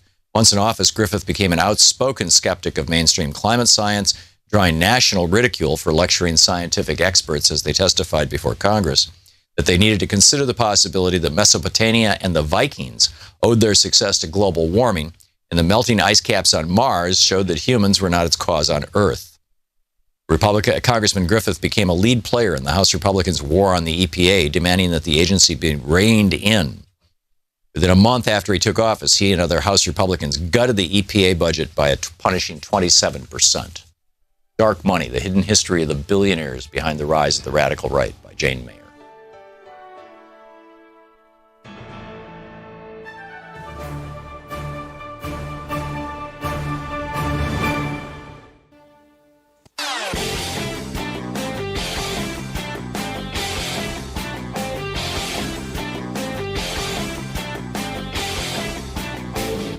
Our 1-hour free podcast recaps our show, and it's available wherever fine podcasts are found. And we have the full 3-hour podcast available over at thomhartmann.com if you want to really support our program. Have you noticed that people are basically imitating Donald Trump all over the country? We're seeing all this rude behavior, sexist, racist behavior.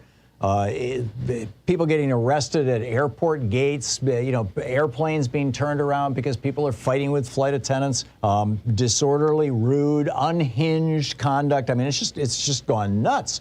Car crashes are up, gun deaths are up, shootings are up. Healthcare workers are being literally physically assaulted in some hospitals. They're having to put together panic buttons. This kind of behavior in our schools is increasing. It looks like, according to some sociologists, psychologists, and even business consultants, it looks like a lot of this ties back not just to the Trump presidency, with Donald Trump providing us with an example of how to be, an obnoxious person, but also the crisis of the pandemic. We've got a deeper dive into this topic over at thomhartmann.com. There's a great video about it. You can check it out there.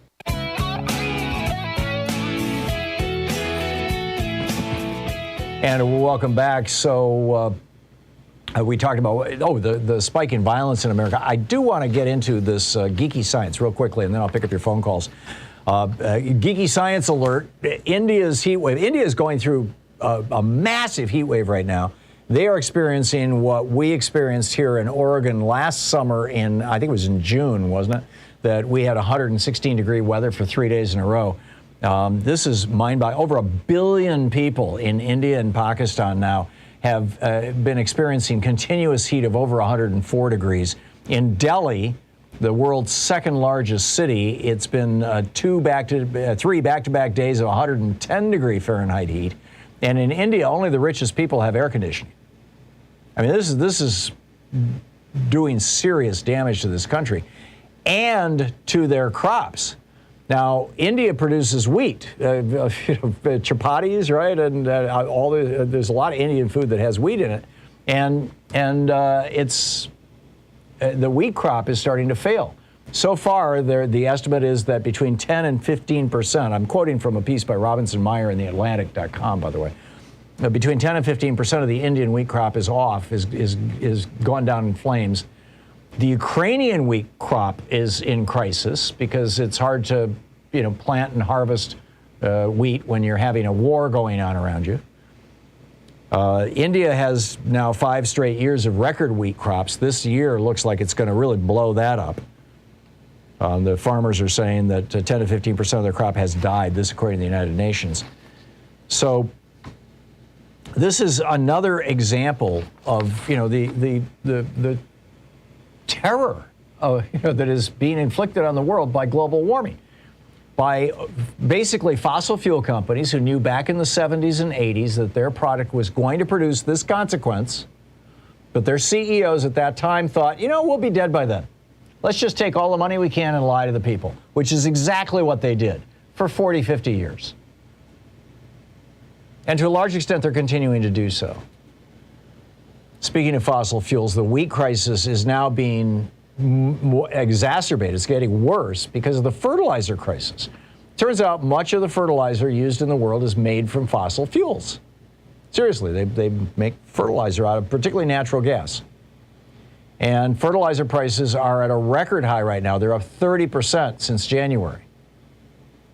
And why is that? Well, because of the war in Ukraine and the pandemic. Fertilizer is made with natural gas, and natural gas prices are through the roof in large part because of the war. And in part because of increased demand as a result of the resolution of the pandemic.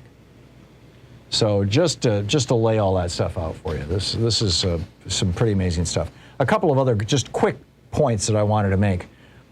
This is a get ready for it that I'm warning you about. Greg Abbott down in Texas, he's seen all his issues. People aren't all upset about trans kids. You can't do the bathroom thing anymore. People aren't all upset about gay people getting married. That doesn't work anymore. People aren't, all upset they don't want, everybody to have a gun. You can't talk about that anymore. He's already done that. People actually don't like the fact that we're criminalizing abortion, so we're not going to talk about that. So what do? There's an election coming. What do we do here in Texas? So Greg Abbott came out and said that he's going to resurrect a 1982 Supreme Court decision, Pilar v. Doe. And back in 1982, the governor of Texas tried to say, we don't want our state to pay for educating children whose parents are not citizens. Now, think about this for a minute. The children didn't commit any crime. The children just happened to be here. Many of them are U.S. citizens. They were born here. But the state of Texas said, we don't want to educate them. Their parents aren't citizens, and they're not paying taxes, quack, quack, quack. And this got taken to the Supreme Court, and the Supreme Court said, no, Texas, you have to pay to educate the children of undocumented immigrants. Sorry. Or undocumented refugees, or whatever you want to call it. And so yesterday on a right-wing talk show, Greg Abbott was saying, well, I think we'll resurrect that case and challenge the issue again. Because that worked out well. White people love to hate on Hispanics, right? And this is Texas. We can make this happen. So just wanted to flag that for your attention. Also, last point, back to the abortion point. This is from Amy Vanderpool's Shiro newsletter, like hero with an S in front, which I highly recommend. She's brilliant, and it's over on Substack.com. And in fact, I think it's shiro.substack.com is the website. She notes that 1 in 4 women in the United States will have had an abortion by the age of 45.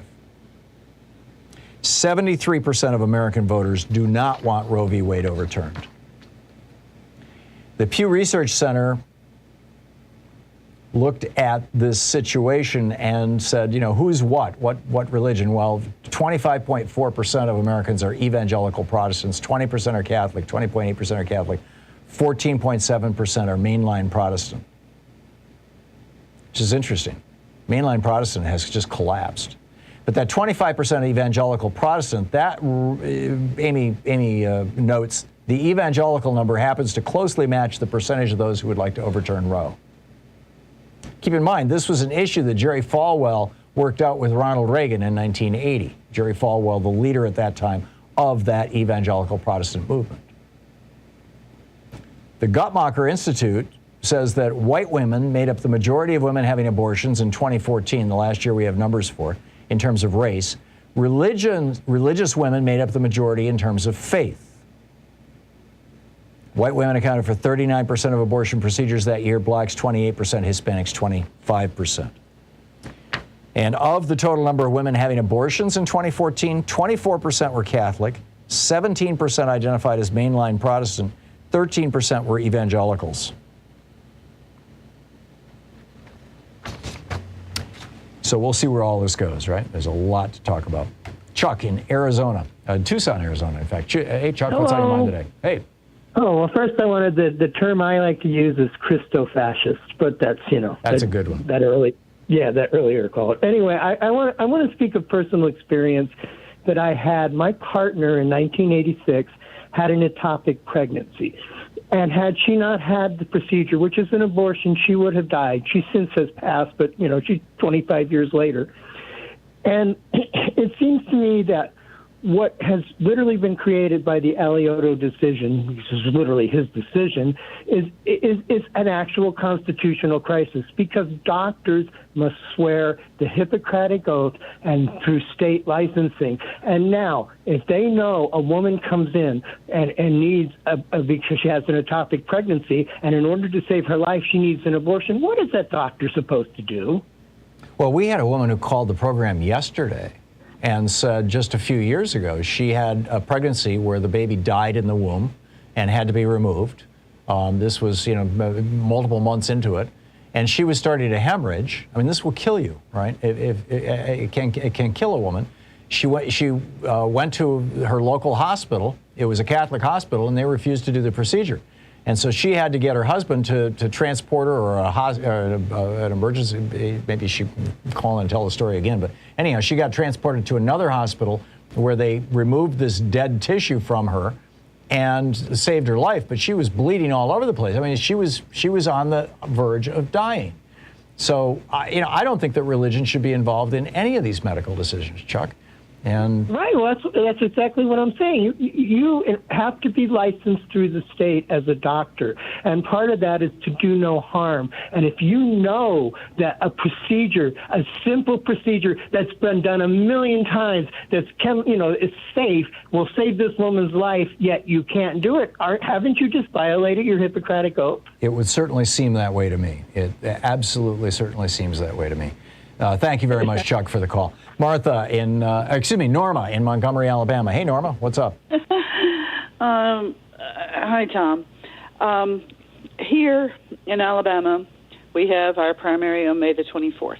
Mm-hmm. Our governor is campaigning on the fact that she has passed the strictest anti-abortion law in the country, and that we will never, ever kill babies here in Alabama. How do you think that's going to work out for her?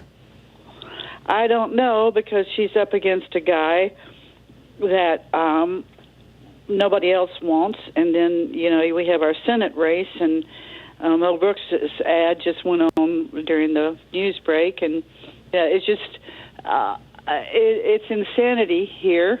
Mm-hmm. And you can't even see, we haven't even seen an ad yet from a Democratic candidate on anything.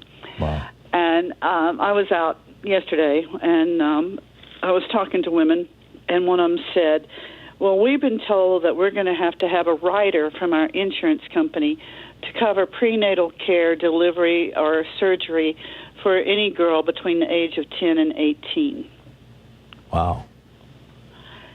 Because presumably in that age spectrum, if a girl gets pregnant, she's going to have an abortion, and that's not going to be the case any longer. Is that why? Yes, and now if let's say a 12-year-old whose pelvic girdle, the pelvic bones from the hips, people, are not developed enough to carry a baby or developed enough for a normal delivery. Right. She is now facing a cesarean. The average cost is $50,000, depending on which city you live in, and that does not cover the care of the baby, particularly if it's a preemie, because she went into labor early. And, you should stop this premature labor. You need to save this baby and let it grow to full term. And so you kill both of them. And this isn't, you cannot teach these people that. Remember, the representative said that if you want to know how pregnant a woman is, that she should swallow one of those cameras that checks for intestinal cancer, and then would know how far along her pregnancy was. He did not even understand anatomy. This is how ignorant these people are. And if you're a Christian, you should have consideration for others. You should have compassion for others. And you should have charity in your heart, not in your wallet so much as in what you share of yourself and how much you teach. That is a Christian. I agree. And speaking of, 10-year-old girls getting pregnant, we're seeing now the age that girls start menstruating has dropped by 2 full years in the last 2 decades, presumably because of these plastics that we're all ingesting. A 9-year-old has now started her period here. Yeah. Yeah, and that's not unusual any longer. It's a growth hormone in the food. It may well be. Nobody knows for sure, but that could be it too. Norma, thank you. Listening to Thom Hartmann. Visit thomhartmann.com for audio and video archives. Coming up on 48 minutes past the hour, we'll be back with more of your calls in just a moment.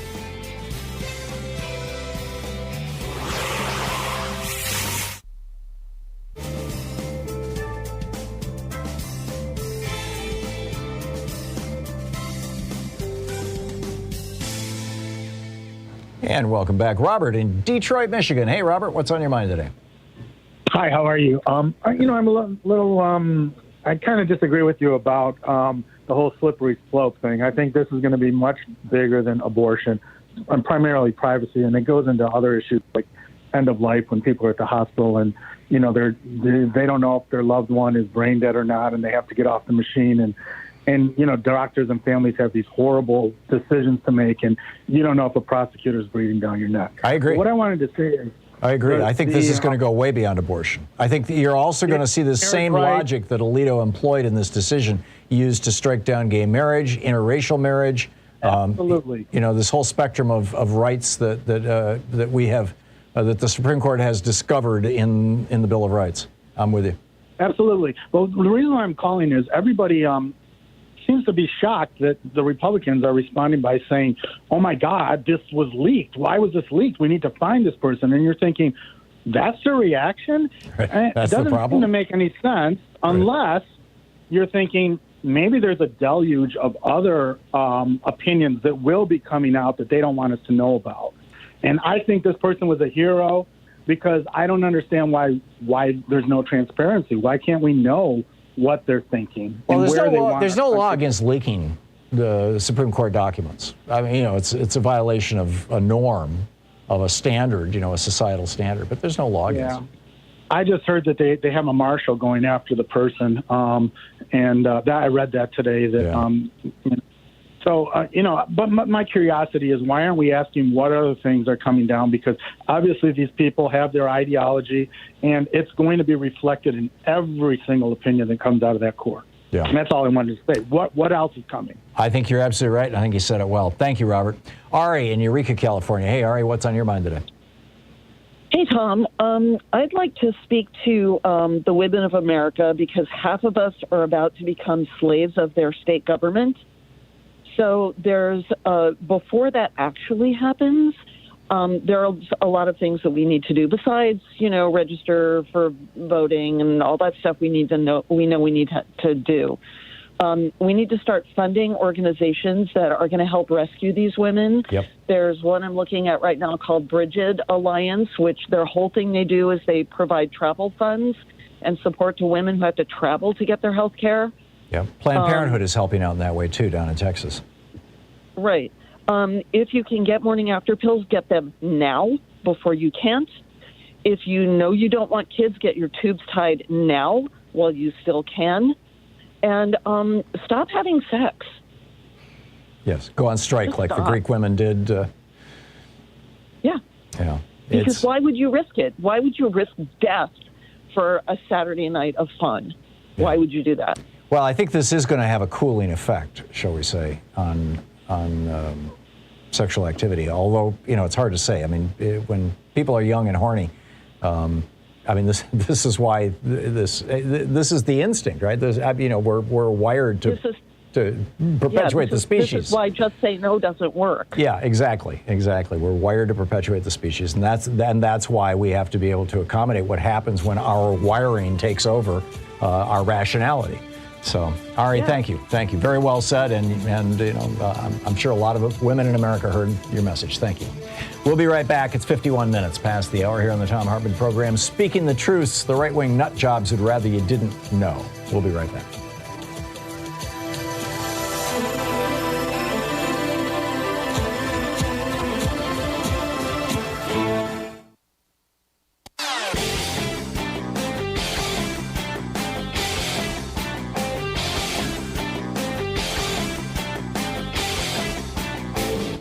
Hey, I've got a new book out. It's called The Hidden History of Big Brother in America, How the Death of Privacy and the Rise of Surveillance Threaten Us and Our Democracy. Available wherever you find fine books. So did you hear the story about the 3 white guys, 20, 22, 24 years old, who just pleaded guilty to trying to attack power grids in 3 different parts of the United States? According to the Justice Department, their scheme was that they were going to bring down electricity for 3 basically major cities or major regions of the United States. And the theory of this program is sort of like what Tim McVeigh was all about back in 1990, I think it was 3, when he blew up the federal building. Their scheme was that doing so, cutting off the power to these cities. Well, this is from the Department of Justice. Quote, the defendants believed their plan would cost the government millions of dollars and cause unrest for Americans in the region. They had conversations about how the possibility of the power being out for months would cause a race war and induce the next Great Depression. They had suicide pills and everything. Why aren't we talking about white terrorism in America? There's a video about this over at ThomHartmann.com. Check it out.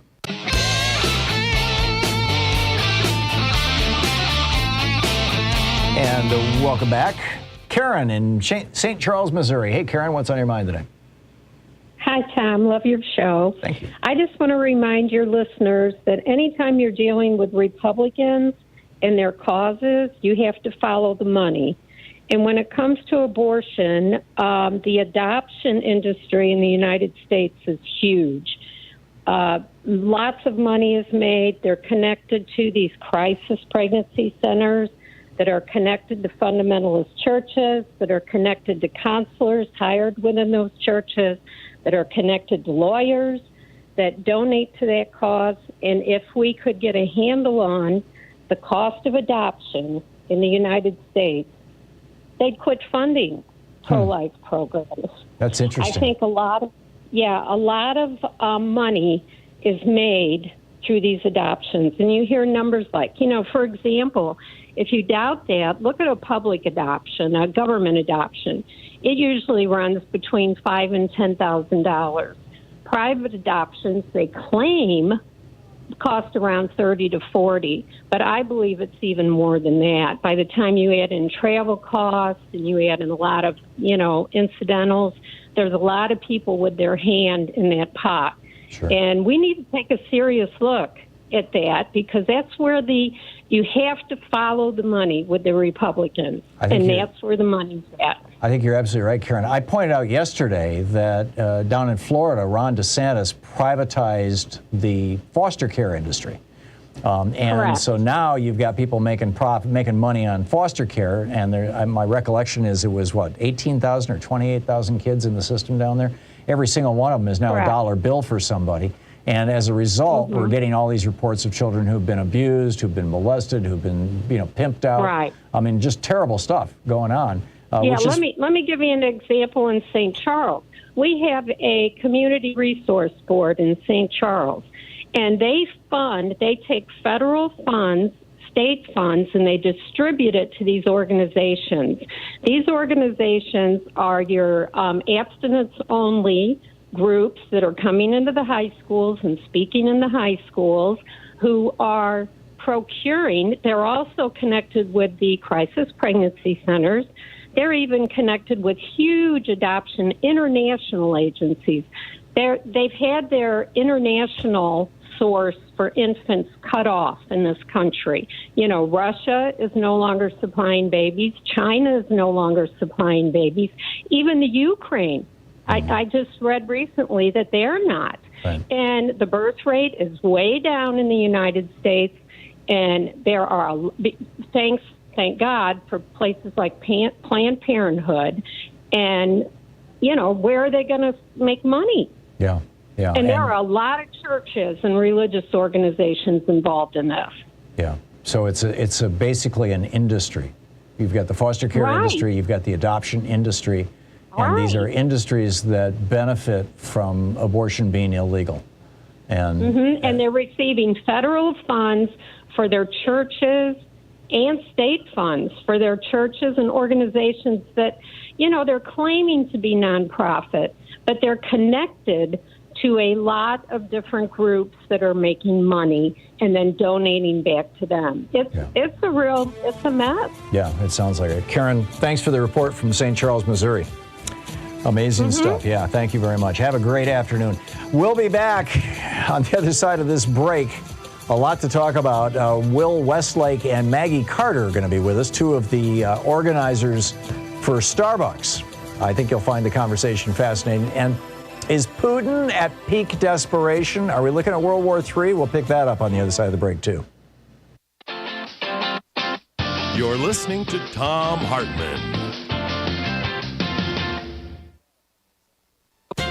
Question: what does a packet of M&Ms and your local veterinarian have in common? These companies support the Thom Hartmann Program. They are HelloFresh, the #1 meal kit delivery service. More info at HelloFresh.com, code TOM. The hidden history of Big Brother in America, how the death of privacy and the rise of surveillance threaten us and our democracy, by Thom Hartmann. More information at all book outlets. Wild Alaskan Company, 100% sustainable wild-caught seafood delivered right to your door. More info at wildalaskancompany.com/Tom. Cozy Earth, better sleep, better you. More info at cozyearth.com, promo code TOM. The latest views and opinions from U.S. politics and other fascinating subjects too, including cutting-edge science reports at hartmanreport.com. And Dinovite, a whole food supplement for your pet's immune system. More info at dinovite.com.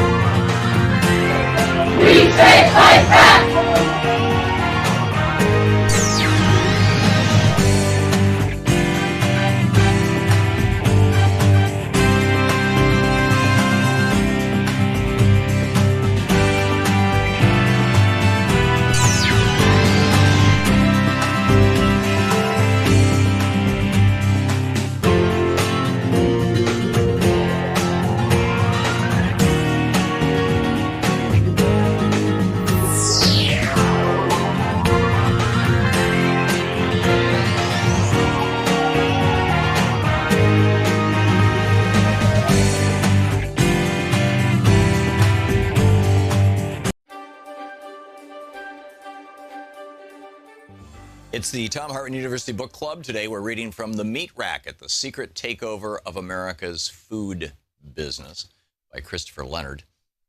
This is from the prologue. It's titled The Hidden King. Nobody ever visits the stranded little community of Waldron, Arkansas. But even if they did, a tourist would never see the place for what it really is. Most outsiders would be fooled into thinking it was an actual small town. On any given morning, the residents awaken and begin their routine along Main Street. Old men park their pickup trucks by the curb in front of the Rock Cafe, which opens early for breakfast. As the cafe's booths and tables fill up, a congregation of old-timers in cowboy hats gathers in a loose ring of aluminum chairs out front, smoking and talking and stubbing out their cigarette butts in a bucket full of sand. Later in the morning, Chambers Bank in the south end of town opens up, and the tellers cheerfully greet customers by name. On Thursday at noon, the livestock auction opens in a cavernous barn on the north side of town, drawing crowds of ranchers who haul steel trailers behind their trucks, with cows staring out between the horizontal slats. In the late afternoon, teenagers park their cars by the gazebo south of the auction barn, proudly displaying their Mustangs and Broncos like big game trophies. These events have a rhythm of their own, the clockwork functioning of a small-town economy. But it's all just window dressing. All of it would cease to exist in a moment and have no impact whatsoever on the true Waldron or its true economic reason for being. The real tempo of the town's economic pulse is measured by the coming and going of semi-trucks that roll down Main Street at periodic intervals, 24 hours a day, 7 days a week. In the middle of the night, tanker trucks full of animal feed rumble past the empty stores and out onto country roads that lead into the hilly terrain that surrounds town. At dawn, other trucks trundle in from the hills, heaped high with battered metal crates full of chickens that exude clouds of white feathers along the highway. The tempo can be measured in the regular arrival of train cars full of grain and oil seeds that dump their loads at a feed mill that clanks and hums and churns all night. And in the parade of refrigerated trucks that pull up to a slaughterhouse near the feed mill and get loaded with pallets of frozen meat. This is the real functioning of Waldron, Arkansas. and its true reason for being. This is the heartbeat of Tyson Foods, the nation's biggest meat company. The Tyson plant on the north end of Waldron is the only thing that keeps the town on the map. Appropriately, many residents simply refer to it as the complex. That's because the Tyson plant isn't just a factory, it's more like an entire small town economy consolidated into one property.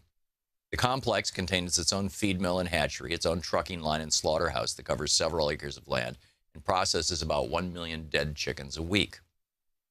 The complex is like an economic dark star that has drawn into itself all the independent businesses, an economic dark star that has drawn into itself all the independent businesses that used to define a small town like Waldron, the kinds of businesses that were once the economic pillars of rural America. Of course, tourists to Waldron would never see the Tyson plant, and not just because it sits on the north fringe of town away from Main Street. Visitors are stopped at its front gate and forbidden from exploring its grounds. So a tourist would have to be content to stroll along the sidewalks downtown, observing the fake Main Street, the deceptive array of little businesses that make it seem like a community. This illusory appearance cloaks Tyson's existence all the way from its roots in rural America to the grocery store shelves and restaurant menus where its products finally reach American consumers. The average shopper is usually fooled when he or she peruses the meat aisle, seeing what appears to be an abundance of choices and products. Tyson brand name wouldn't necessarily stand out with its logo gracing just a handful of products. But the rotisserie chicken slowly turning in its oven, the Bonisi brand pepperoni, the Lady Astor brand chicken cordon bleu, the frozen chicken pot pie, and the Wright brand bacon all come from the same company, Tyson. And then there is all the unlabeled meat that Tyson floods into the U.S. food system every day. The meat served in cafeterias, nursing homes, fast food restaurants, and suburban eateries where more and more Americans eat their meals. There's a very good chance any of the meat purchased in these places was made by Tyson. Even if Tyson did not produce a given piece of meat, the consumer is really only picking between different versions of the same commodified beef, chicken, and pork that is produced throughout a system that Tyson pioneered. Tyson's few competitors have resorted to imitating the company's business model just to survive. This book aims to explore the vast hidden territory between the remote farms and towns like Waldron, where Tyson raises millions of animals, and the final point of contact where consumers buy the company's meat. Unseen between these two poles is a hidden power structure that has quietly reshaped U.S. rural economies while gaining unprecedented control over the nation's meat supply. Just a handful of companies produce nearly all the meat consumed in the United States, and Tyson is the king among them. The company sits atop a powerful oligarchy of corporations that determines how animals are raised, how much farmers get paid, and how meat is processed, all while reaping massive profits and remaining almost entirely opaque to the consumer. Because Tyson and its imitators are based in the geographic and economic fringes of America in forgotten places like Waldron, the company has managed to escape the scrutiny it deserves. While Tyson's operations are remote, the company's business practices affect virtually everyone. About 95% of Americans eat chicken, which means they almost certainly eat chicken produced by Tyson. And then it goes on from there. The book is The Meat Racket, The Secret Takeover of America's Food Industry by Christopher Leonard.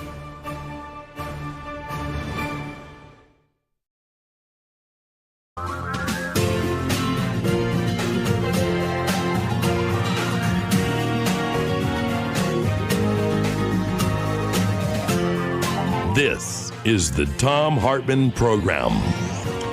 Absolutely amazing. Welcome back to the third hour of the program, by the way. Absolutely amazing story over at The Guardian titled Pure Propaganda Inside Starbucks Anti-Union Tactics, about how they come after employees personally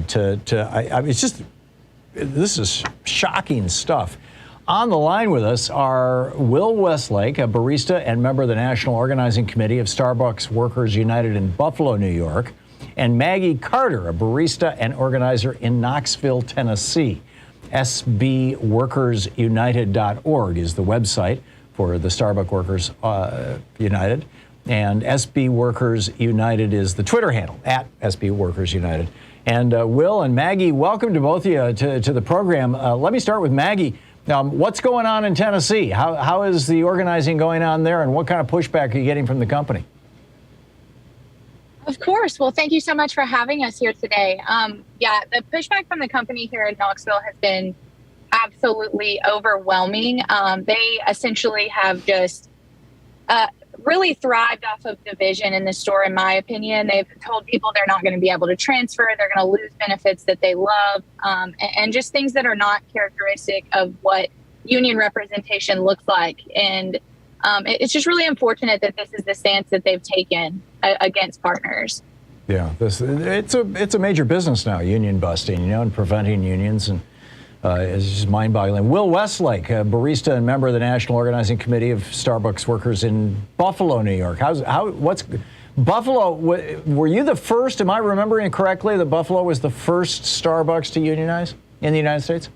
Yeah, it was about 8 months ago in August that me and about 45 other coworkers wrote the original letter to Kevin Johnson saying that we wanted to have a union at Starbucks. And, here we are 8 months later, and we have over 250 stores filed for elections, over 50 stores that have won their elections. And it's a national movement that's just kind of sweeping across the country. It's been overwhelming. It absolutely is. It's a fine thing. Is Starbucks, in the face of this, have they backed down in their in their anti-union efforts? Not at all. So the way that this campaign started was we asked Starbucks to have a fair election. A pretty simple request. And the company, instead of responding to that letter and that ask, sent 200 managers from all across the country to Buffalo, New York, specifically to survey workers and to build an anti-union campaign to stop people from exercising their right to organize. That has basically led us down a process that led us to today, where this week the company announced a whole slate of new benefits, and they're saying we're only going to give this to the non-union stores. So every store that's waiting for an election, you need to vote no if you want to see any of this, which we know is totally illegal. And that's why today, actually, in Buffalo, we have a store that's on strike. Wow. Good on you, standing up and fighting back.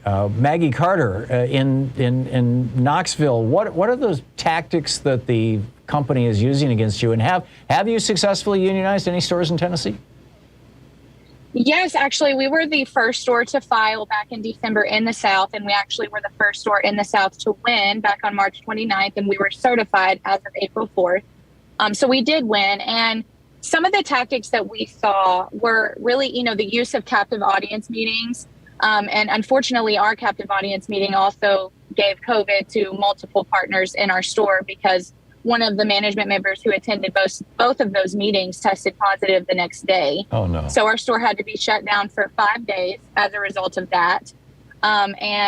Just really a lot of scare tactics like Will was talking about, telling people they're going to lose benefits, they're going to lose their rights to transfer, and essentially just manipulating partners' goodwill in that sense, in my opinion. Yeah. Do you have any idea, Maggie, how much Starbucks has spent on these law firms and union busting companies? I realize it's $1 billion industry in the United States. We've got billionaires and very, very profitable corporations spending a fortune to keep their employees from having rights or decent wages and benefits. Any idea what Starbucks is paying for this? I mean, it has to be millions at this point. They're using Littler Mendelson, which is one of the most renowned union busting firms in the country, and they're not cheap. And they have multiple lawyers across the country working on this, and we've seen a lot of implementation of that. But unfortunately, I have no indication of knowing exactly how much it is. But it has to be millions at this point, with over 250 campaigns. Yeah, or if not tens of millions. Will Westlake, exactly. Yeah, Will Westlake in Buffalo. How are your customers dealing with this? You talked about having to shut down the store for 5 days as a result of the anti-organizing campaign. I think I don't recall if it was you or Maggie just mentioned that one of your stores is on strike right now. Are you getting support from your customers, or does the American public just view organizing campaigns as an annoyance? So overwhelmingly across the country, Starbucks customers support the workers, the baristas who serve them coffee, and not the corporate officers in Seattle who have been shown to be irresponsible with the way that they're treating the people that are getting their livelihoods from them. And we're really lucky in Buffalo to come from a city with a union background. You know, it's a Rust Belt town. In the last 40 years, there's been this myth that, oh yeah, like the Rust Belt is done with unions. That's not what people in the Rust Belt want. But what we've seen is just overwhelming support from the community and a real ability that when we do launch a strike over an unfair labor practice like we did today, that, you know, the community is going to respond, they're going to support us, and they're not going to be going into that Starbucks. How can people specifically support the work that you're doing? Yeah, so we've been encouraging people now for a while to go into stores that are organizing. If you look up like More Perfect Union Starbucks map, it'll show you every store across the country that's filed, and that number's just getting larger every day. So, you know, going into your local cafe and ordering a cup of coffee as either like Union Yes or Union Strong, the company's been trying to ban some of those words from the ordering system. Really?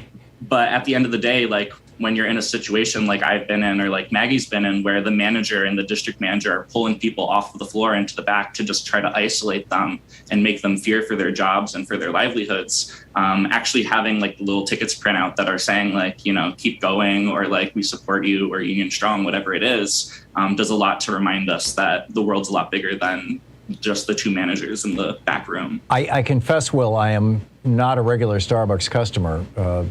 Sean is. In fact, I don't know if she got her coffee there this morning, but I don't know how that works. If I went into a Starbucks and I wanted Union Yes or Union Strong to print out on my receipt or whatever, what do I do? What do I say? How do I make that happen as a customer? Well, I mean, first off, welcome into our cafe. You know, we try our best to make it a pleasant experience for everybody who comes in. But, you know, the barista will ask you for a name for the order, and you'll just be able to give it. And your name. So I could say, my name is not Tom. My name is Union Strong. Exactly. Very, very cool. Maggie Carter in Knoxville, Tennessee. One of the things that is just so great is that you and Will can sit here and talk to us about some of the nasty stuff your employer is doing. If you were not members of a union that had been certified by the National Labor Relations Board, I'm guessing that you would be immediately fired for speaking out like this. Can you speak to that issue? Absolutely. Yeah. There was, you know, we here in Tennessee, there were 7 workers who announced their campaign out of Memphis, Tennessee on Martin Luther King Jr. Day, and they were terminated subsequently for minor infractions that we all commit on a regular basis, silly issues that are just being over-punished in the wake of union organizing efforts. So we have definitely seen fear for, being terminated or being fired. And not only just the Memphis 7, we've seen multiple partners. I think the list is over 20 at this point across the country of organizers who have been wrongfully terminated at the hands of this corporation. And so it's definitely been a point of each conversation that I've had in Tennessee, you know, the fear for being terminated, but ultimately the solidarity always wins. Yeah, there you go. Will Westlake and Maggie Carter. Will in Buffalo, New York. Maggie in Knoxville, Tennessee. Both of them baristas at Starbucks. Will is a member of the National Organizing Committee of Starbucks Workers United in Buffalo. SBWorkersUnited.org is the website and the Twitter handle. And W.O. Westlake, also one of the Twitter handles. Will, Maggie, thank you so much. Keep up the great work. Thank you. Thank you. Sure enough. Have a great day. Yeah, thanks for having us. You as well. This is the Thom Hartmann Program. It is 16 minutes past the hour. We'll be back with more of the news of the day, your calls, and my thoughts on Putin's desperation. May 9th is on its way.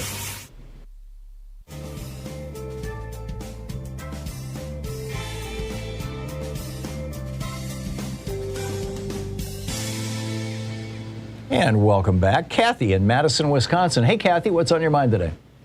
Hi, Tom. I was just reflecting on your comment earlier about a relationship between Bush v. Gore and Alito's decision here. And I was thinking about that last night, and I noodled around a little bit, trying to find the exact language of what Bush v. Gore said about this can't be considered as a precedent in any other case. Well, Alito did kind of the same thing. I know, and Bush v. Gore has now been cited over 15 times by the Supreme Court. and other courts. Yeah, well, I don't know that he cited it particularly, but it was, he says here, we emphasize that our decision concerns the constitutional right to abortion and no other right. Right. Nothing in this opinion should be understood to cast doubt on precedents that do not concern abortion. Yeah, that Kathy, in my opinion, that falls into the same category as Brer Rabbit saying, please don't throw me in that briar patch. Yeah. I know, and the thing is, in Bush v. Gore, this is what I was researching. They were deciding, at least in part, on equal protection because they were saying that, well, Florida's got all these different districts. They're doing the recount differently in different districts, and that's not equal protection. So they put a stop to it right then and there. Alito doesn't even afford women equal protection. He says, well, we don't have to worry about that because we have the right to vote. He makes fun of it in this decision. He makes fun of this idea that the 14th Amendment's equal protection rights applies to women who are pregnant. I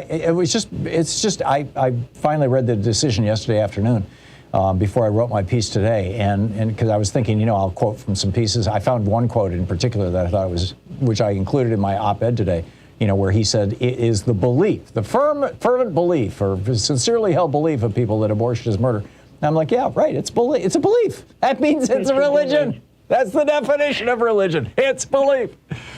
Yeah, well, I just found it odd that, apparently a punch card ballot in Florida got more consideration of equal protection than the female uterus. So yeah, there you go. There you go. That's where we're standing. Yep. Okay, thank you, Tom. Yeah, thank you, Kathy. Vicki in Titusville, Florida. Hey, Vicki, what's on your mind today? Hello, Mr. Hartmann. I had two things I need to mention. Also, the first thing I'm going to add to that other caller. She was saying, okay, this is time if you're going to get your tubes tied, go ahead, get your tubes tied, get your pills and all, the prevention. Mm-hmm.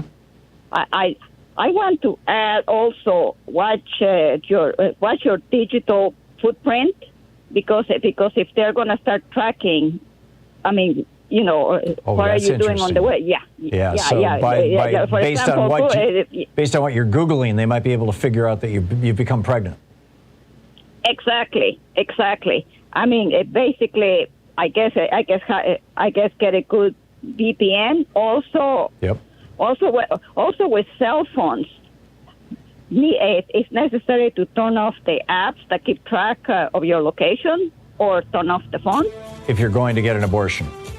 Exactly. Yeah. Exactly. I mean, and this is the time to plan to have it. Isn't it wild, Vicki, that we're having a conversation as if we were in Russia? Yes.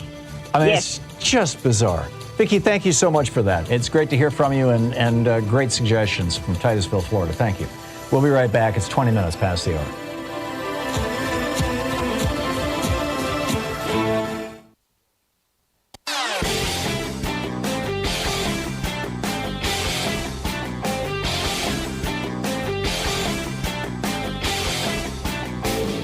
Change starts with you. You can be calling your Democratic or Republican representatives to let them know what you think by calling 202-224-3121. It's the Capitol switchboard. It'll get you right through to them. 27 Republican senators sent a letter to the Energy Secretary, Jennifer Granholm, echoing talking points that the American Petroleum Institute pushed out on Twitter recently, saying that basically if we're going to stop importing Russian oil into the United States, which, by the way, the Russian oil imports into the U.S. are just a trickle. It's just a tiny drop in the bucket.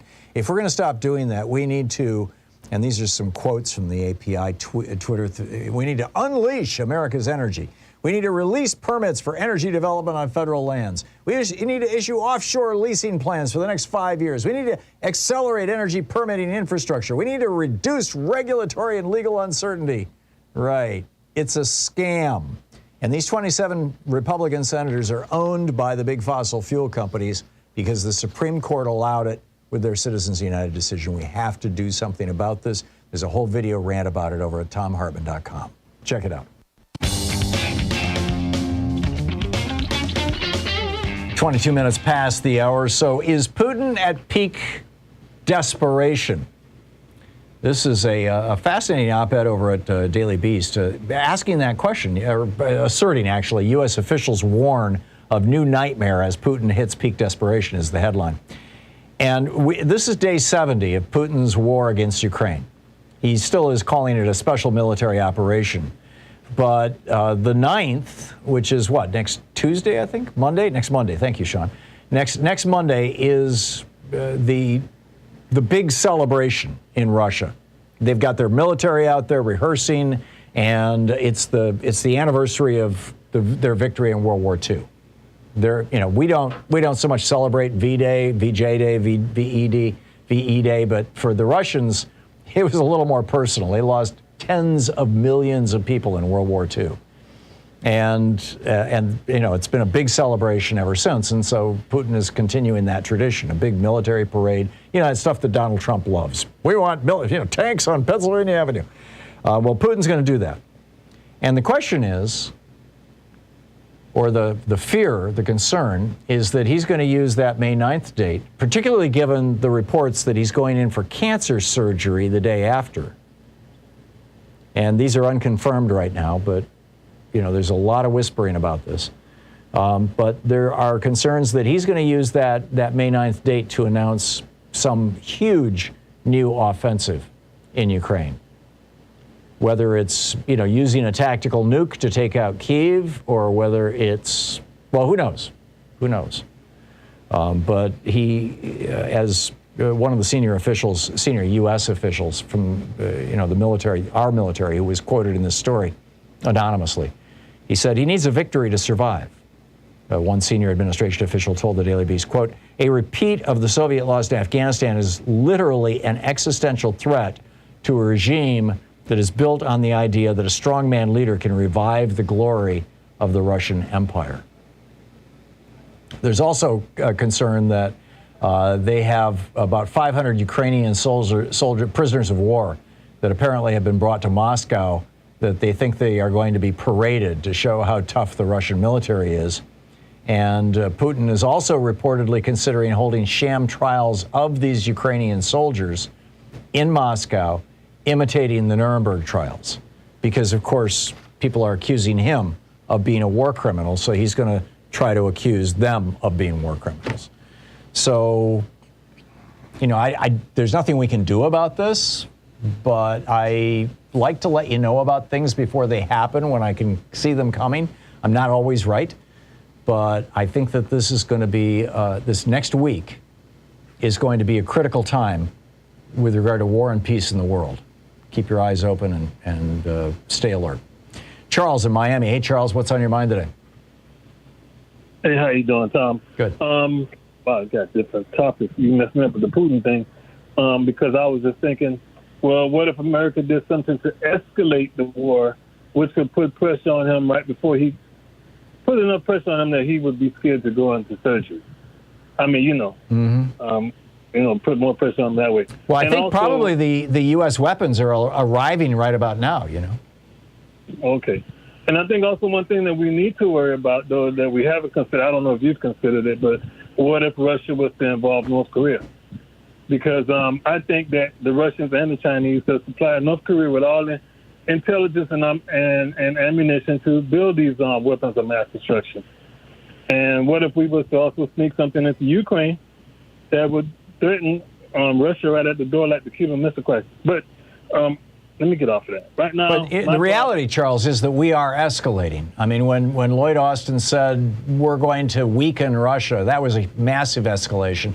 And now the Biden administration is saying, there are news reports that we helped kill generals. Those are not true. They're trying to dampen the rhetoric that might, enrage Putin. But they are explicitly saying we are coordinating with the Ukrainians in this war effort. Oh, okay. All right. Well, I do want to get off that subject, if you don't mind. The reason why I called in is because I think one of the reasons why this information was leaked from the Supreme Court about Roe v. Wade is because they may be trying to distract, or they had a plan to distract Americans when the January 6th committee starts its live hearing.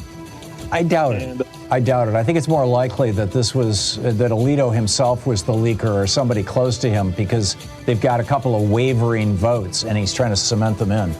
But I get your point, Charles, and you may be right, but I don't think this is a distraction. I think this is an effort to nail down votes. You're listening to the Thom Hartmann Program. Call 202-808-9925. I'd bet pretty much anything, well, not, whatever, but that we're going to find that it was a right-winger who leaked this.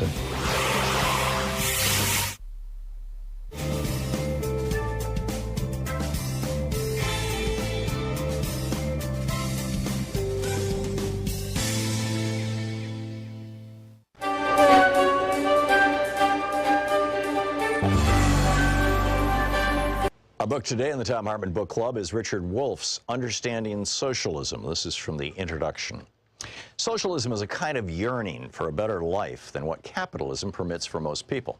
Socialist yearnings are as old as capitalism itself because they are its products. Where and when capitalism's problems and failings have accumulated criticism and critics, socialist voices have arisen. And so it is again now. Any serious discussion of socialism must begin by acknowledging socialism's rich diversity. Whatever particular aspect of socialism we choose to analyze, they need to be located within socialism's complexity. That avoids presenting one's own interpretation as if it were the entirety of socialism. In this book, I focus on the economic aspects of socialism, how it differs from capitalism in broad outlines. I'm more interested in socialist critiques of capitalism and their implications about socialist alternatives than in the particulars of the few early experiments in erecting socialist systems, USSR, People's Republic of China, and so on, that history so far offers. Finally, my own education and work constrain me to concentrate on Western Europe and North America. Some important aspects of socialism are thus not covered or discussed here. Yearnings for better lives, such as socialism proposes, are not new. In slave societies, the slaves hoped and dreamed of lives less hard and less out of their own control. Their yearning aimed to obtain freedom. They sought social change that would preclude any one person being the property of another. In feudal societies, the serfs, free in the sense that no one owned them, yearned for better lives too. Their subordination to lords included heavy labor and other burdens that they wanted lifted. They hoped and dreamed of a society in which they would not be bound to the land, the lord of that land, and the feudal dues of labor and subservience. The serfs mobilized in the 1789 French Revolution to demand liberty, equality, and brotherhood. In effect, the serfs had expanded on what the slaves had called freedom. In the American Revolution against British King George III, the revolutionaries were neither slaves nor serfs. They were mostly self-employed farmers, craftspeople, and merchants subject to a foreign feudal kingdom. They wanted liberty as individuals to pursue their dreams without hindrance from feudalism or monarchism, whether foreign or domestic. They added democracy to the goals advanced by the slaves and serfs before them. The different systems of slavery, feudalism, and small-scale self-employment produced masses of people yearning for better lives. Eventually, each of those systems provoked revolutions. Many people then sought to break away from and go beyond those systems. The French and American revolutions marked key moments in the social transformations of major pre-capitalist systems into capitalist ones. By capitalist system, we mean that particular organization of production in which the basic human relation is employer-employee instead of master-slave, lord-serf, or individual self-employment. The revolutionaries who wanted and built capitalism hoped and believed the transition to employer-employee relations of production would bring with them the liberty, equality, brotherhood, and democracy they had yearned for. The revolution's leaders promised to themselves and to the people they led that those goals would be achieved. But the transition to capitalist employer-employee relations that increasingly replaced the previous slave, feudal, and self-employment relations of production had unintended consequences. Capitalism soon proved to be different from what its revolutionaries had hoped. While it enabled some people to be more free and more independent than slaves, serf, or self-employed subjects of monarchies had been, it also seriously limited freedom, independence, and democracy for many. Capitalism betrayed many of the promises made by its advocates. It produced and reproduced great inequalities of income and wealth. Poverty proved to be as endemic as capitalism seemed equally adept at producing and reproducing both wealth and poverty. The capitalist rich used their wealth to shape and control politics and culture. Democratic forms hid very undemocratic content. The cyclical instability attending capitalism constantly threatened and hurt large numbers of people, and so on. Growing numbers of employees within capitalism began to yearn for better lives. They defined those yearnings first in the familiar terms of the earlier French and American revolutions: equality, fraternity, liberty, and democracy. They criticized a capitalism that failed to deliver those to most people and demanded social changes to achieve them. Many people still continue to want a better, softer, friendlier capitalism, where government regulates and intervenes to achieve more of what the French and American revolutionaries had yearned for and promised. They are also often self-defined as socialists. However, capitalism's development provoked another, different perspective that also called itself socialism. In that view, capitalism had not broken from slavery, feudalism, and monarchy nearly as much as its advocates had imagined. Slavery had masters' slaves, feudalism had lords' serfs, and monarchy had kings' subjects as their key sources of their inequalities, lack of freedom, oppressions, and conflicts. The employer-employee relation of production and capitalism generated parallel problems. Capitalism installed monarchies inside individual workplaces, even as monarchies outside workplaces were rejected. Kings mostly disappeared, but inside workplaces, the owners or their designated boards of directors assumed king-like powers. The book Understanding Socialism by Richard Wolff.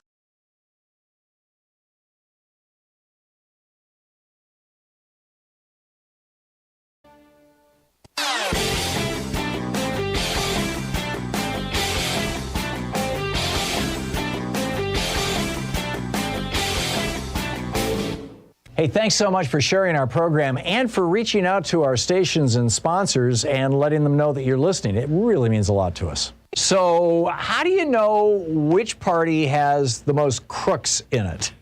You know, the Republicans are always saying, oh, those Democrats, they're soft on crime and, you know, a lot of murders in Democrat-run cities.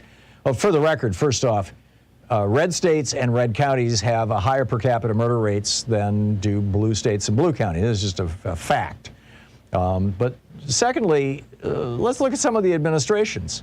I mean, the Obama administration had no criminal indictments. The Jimmy Carter administration had 1. The Bill Clinton administration had 2.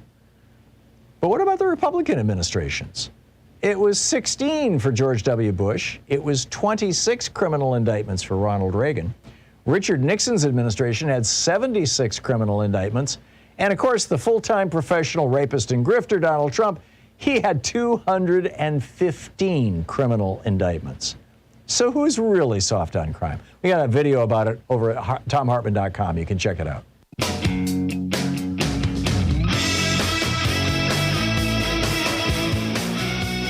And welcome back, 35 minutes past the hour, and picking up your calls. Garrett in Alexandria, Virginia. Hey, Garrett, what's on your mind? Oh, hi, Tom. How are you doing? Good. Sounds like you're at a demonstration.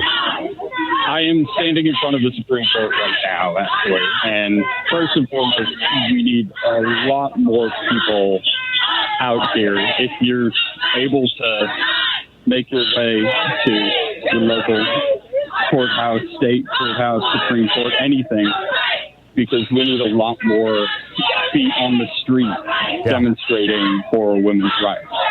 So I called in. I have a laundry list of things that Garrett, I can hardly hear you. I don't know if you can put your hand, cup your hand over your phone or do something so that I can hear you, because the background noise is so loud. Not noise, but you know. Okay. I know. Can you listen to better?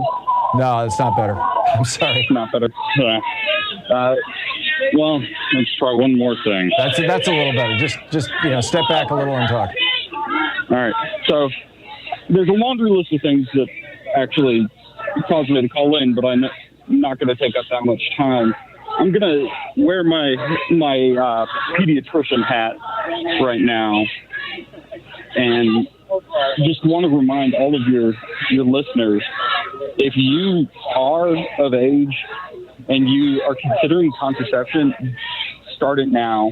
If you have kids or know any kids, let them know that they can go to their doctor in most states without their parents at a certain age and could start contraceptive care before being 18 without the knowledge of their parents. Just look it up by state law. And really, if the other thing we need to do just as a country is talk about and teach sex education to kids, because I can't tell you how many patients I've had come in that still believe you cannot get pregnant the first time you have sex. Wow. Yep, sex education is really important. Garrett, I'm sorry that we're just being overwhelmed here by the audio behind you, but I look forward to talking to you again about this subject. Thank you very much for the call. Mark in Lexington, North Carolina. Hey, Mark, what's on your mind today? Yes, Tom, I think you'll remember it, but I don't know if your listeners have ever seen the documentary Suffer the Children. I personally don't remember it. Refresh me. What it was about, I think the name was Pennhurst, and what it was an orphanage where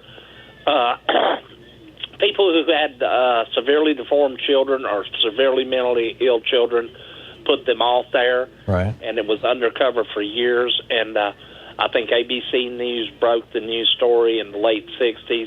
Oh, okay. And yeah, it I was remember just now. horrible. Yeah. You remember? Yeah, that was a long time ago. Yes. Right. Now, if they ban abortion, and these states force women to carry children to term, are we going to revisit this again? Probably. I mean, really? Probably. The one thing that argues against that is that there has been an epidemic of infertility in the United States and around the developed world that seems to have to do with the plasticizers, these chemicals in the plastics that we've been wrapping our food in. Louise and I were watching an old Bewitched on TV the other day from the 60s. Remember the TV series with Elizabeth Montgomery? Oh, yeah. And she opens the refrigerator door, and you could see in the refrigerator, and everything in her refrigerator was in glass. And it just hit me, and this is 1965, it just hit me.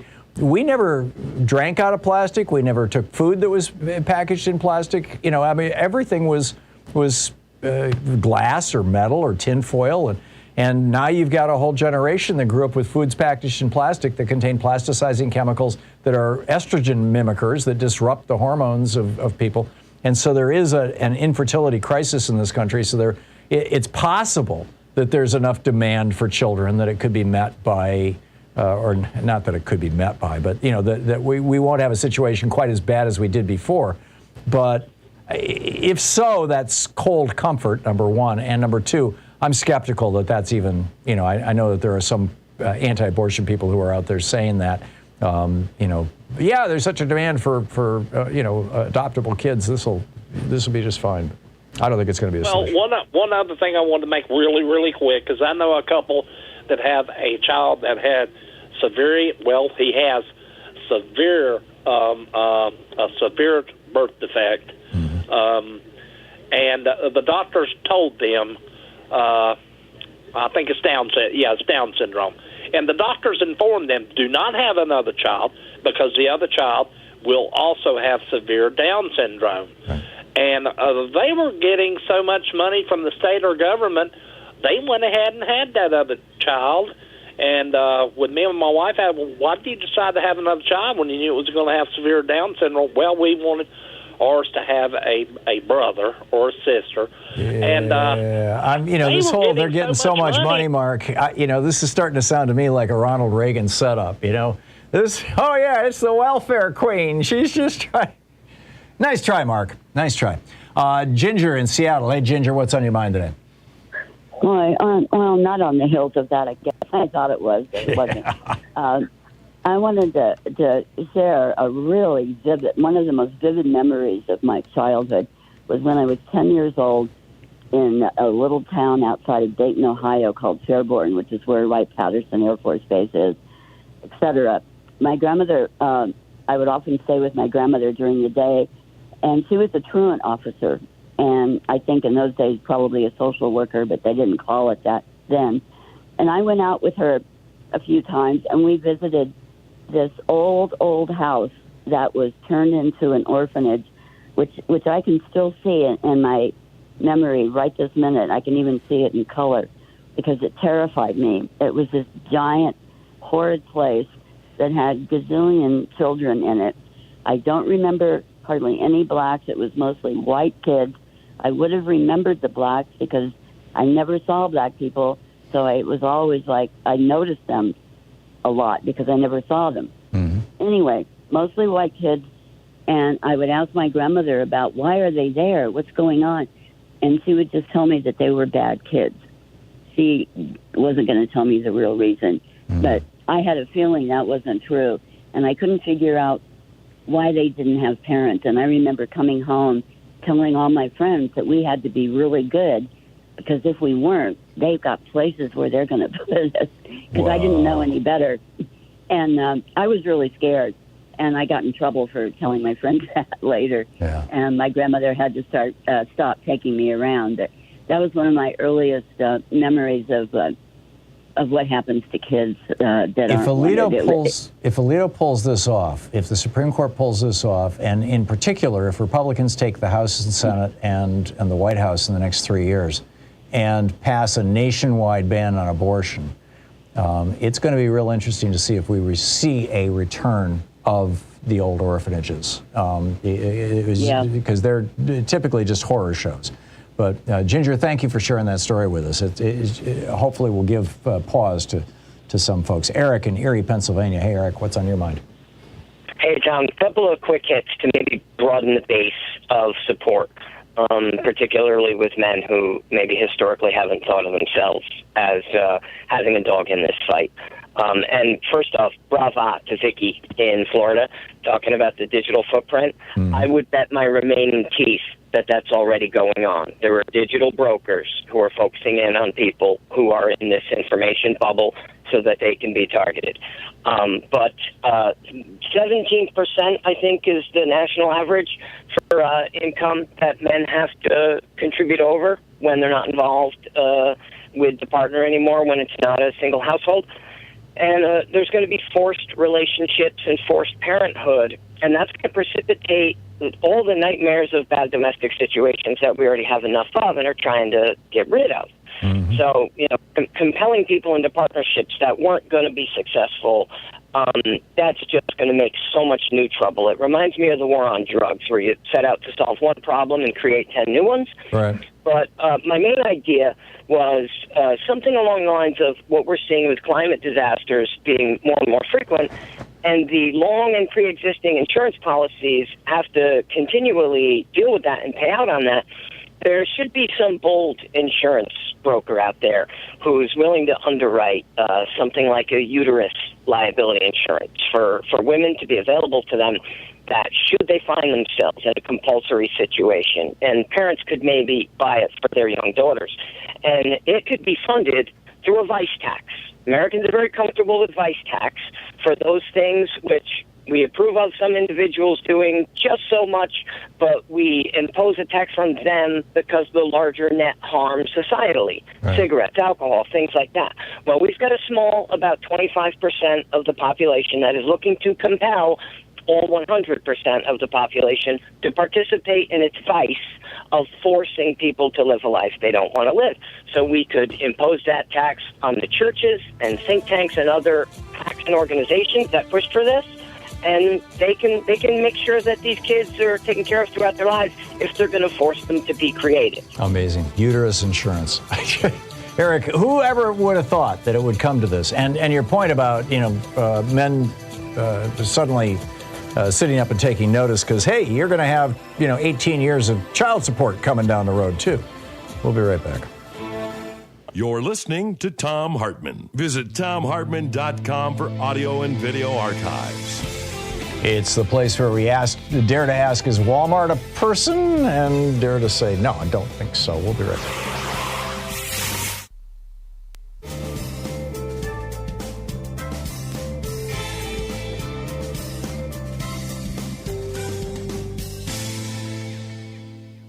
And welcome back. Let's see here. Chris in Austin, Texas. Hey, Chris, thanks for listening to the Thom Hartmann app. What's up? Hey, Tom. I know the main topic has been the GOP's assault on abortion rights and women's rights, and we tend to get kind of tunnel vision on issues and focus on a single issue. But since you mentioned him in passing, I wanted to talk about Putin's playing Hitler in Eastern Europe, and also the last few days, I've been reading strong rumors that Putin is seriously ill. He may have some form of cancer, and even may be displaying symptoms of Parkinson's. Yep. And his doctors are telling him he has to have surgery. Yep. And that will involve him being incapacitated for a number of days. And it's believed that he will temporarily turn over the reins of government to Nikolai Patrushev, who's supposedly even more of a hardliner. Yeah, he's director of intelligence. Right. And he's also the one who's been throwing the generals and the FSB agent into jail. And I know you said, and it's very worrisome to me, that you said a few days ago you thought there was maybe a 1 in 10 chance that Putin might resort to tactical nukes on the battlefield in Ukraine. And I just wonder if he becomes, and the second rumor is that there may be a coup being planned by these Russian generals, current and former, and by FSB agents, current and former. And if he gets incapacitated, if Patrushev is holding the reins of government, do you think that might change that 1 in 10 chance of escalation, even up to... It's a damn good question, Chris. My guess is that if Putin goes into surgery, and I've been reading probably the same articles you are, speculating that it's either abdominal or thyroid cancer, and that he's been doing chemotherapy for the last few months, and that's why he's bloated, because when you do chemo, you typically take steroids along with the chemo.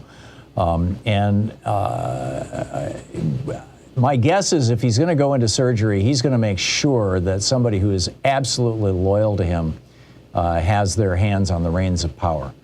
You know, because he wants to wake up from the surgery, first off, so he's going to make sure that every single doctor and nurse in that room in that operating theater is terrified for their lives. And I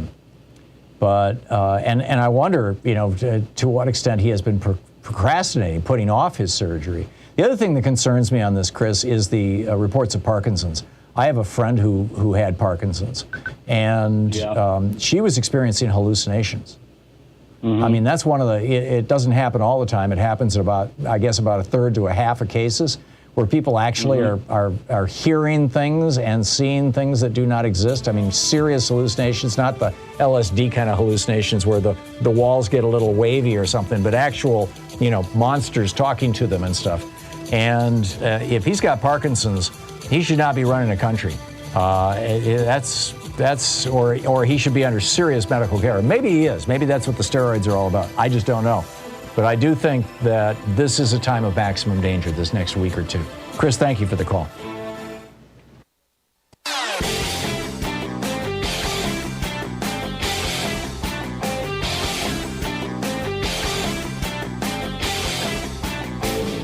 Share the Thom Hartmann Program with your friends. We're available on SiriusXM, Free Speech TV, Pacifica, commercial stations nationwide, YouTube, Twitter, Facebook, on the Thom Hartmann app, and you can even tell your smart speaker to listen to the Thom Hartmann Program. Remember Paul Manafort? He used to be business partners with Roger Stone back in the day, working for Republican politicians like, Nixon and Reagan. Well, in 2004, he took a really sweet gig over in Ukraine, helping the Russians, President Putin, install Viktor Yanukovych as the president of Ukraine, a nice Putin puppet. That same year, though, the people of Ukraine said enough, and basically Yanukovych got driven out of the country. So they tried it again in 2010. Let's bring, this Putin puppet back into Ukraine, Yanukovych. And it worked until 2014 when they got kicked out. So he gets kicked out of Ukraine, Manafort. So what does he do the next year, 2015? He decides to run the Trump campaign. Are you starting to see a pattern here? Yeah, could be. Okay, there's an entire video that outlines this whole timeline over at thomhartmann.com. Check it out.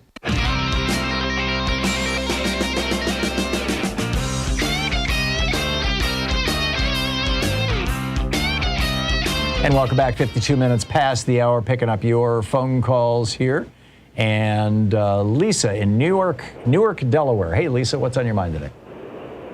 Hey, Tom, I'll try to make this quick, but this was a really painful part of my life. I'm 63 now. I had 2 ectopic pregnancies, and back then you had a full-fledged surgery to correct that. No lasers then. That scarred my fallopian tubes. I then had to do in vitro. Mind you, we were on adoption list, but it was 8 years to get a baby in Delaware at the time. So we were on waiting list. We did in vitro. Several other miscarriages later, I finally got pregnant with 8 babies. I had to do selective abortion, selective reduction, they call it, down to 2 babies. I chose to carry twins. That procedure was the hardest thing I've ever done in my life. When I think about it, I choke up. I can imagine. I wanted life for a baby more than anything in the world. But carrying 8 babies could have cost me my life, and I could have lost them all. Yep. Which would have cost me my total mental health. I told my husband, I'll be in a nut house if I go through all this and don't bring a baby home. Hardest thing in the world. These decisions are never easy. No, they're not. And I befriended a woman at the time who had a severely disabled child at home from a genetic abnormality. Her birth control failed. She got pregnant with twins, and one had the same abnormality and one didn't. And she was using a selective abortion because she didn't think she could handle 2 children with that disability. Right. And she was Jewish. And I asked her if I could pray with her. She and the rabbi, my husband and I, prayed and cried for each other. These are such difficult decisions. No one makes these lightly. No, and the state should not be involved in them. Yeah. And could you imagine the trauma of she and I ending up in jail because of it, or the doctors? Yep. Yeah, no, it's insane. Lisa, thank you. Thank you for your testimony. Thank you for your story. That's remarkable. Richard in Palo Alto, California. Hey, Richard, what's up? Hey, Tom. Nice to meet you as first-time caller. Thank you. I was listening to your section on the Starbucks, the baristas unionization. I just happened to be passing by a Starbucks over in Palo Alto by Sharon Heights. Stopped in, and I used the line support union to get my coffee, and there was a person behind the desk with a clipboard, and she kind of looked up at me and laughed a little bit. The lady behind the cash register asked me twice for the name and finally took it. And I went to get my drink, and they just came up and didn't call it out. And I could hear them talking behind the register.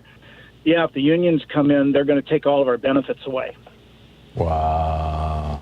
So was this management saying that essentially, or was this terrified workers? Well, she had a clipboard, so I have to assume she was in some sort of role. Yeah, incredible. You know? Incredible. Well, keep it up, Richard. Keep it up. Yep, and I'm a total supporter of women's right to choose.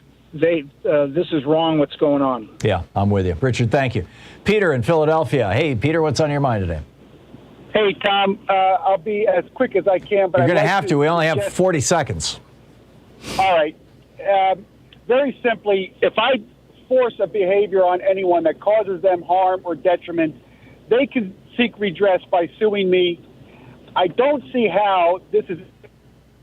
State forces a behavior by threat of jail on a woman and she dies or suffers harm. how can she not be allowed to seek redress of the lawmakers and others who forced her to do that under threat of jail? Well, it all depends on whether you believe that a fertilized egg is a human being and therefore an abortion is murder. I mean, you know, if you believe that, then you can build a legal construct around that. That's the situation. And again, the believe is the magic word here. This is about religion.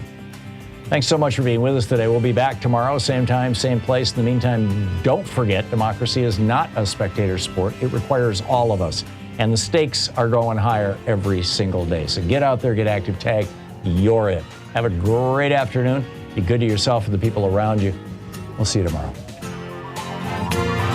You've been listening to Thom Hartmann. For audio and video archives, visit thomhartmann.com.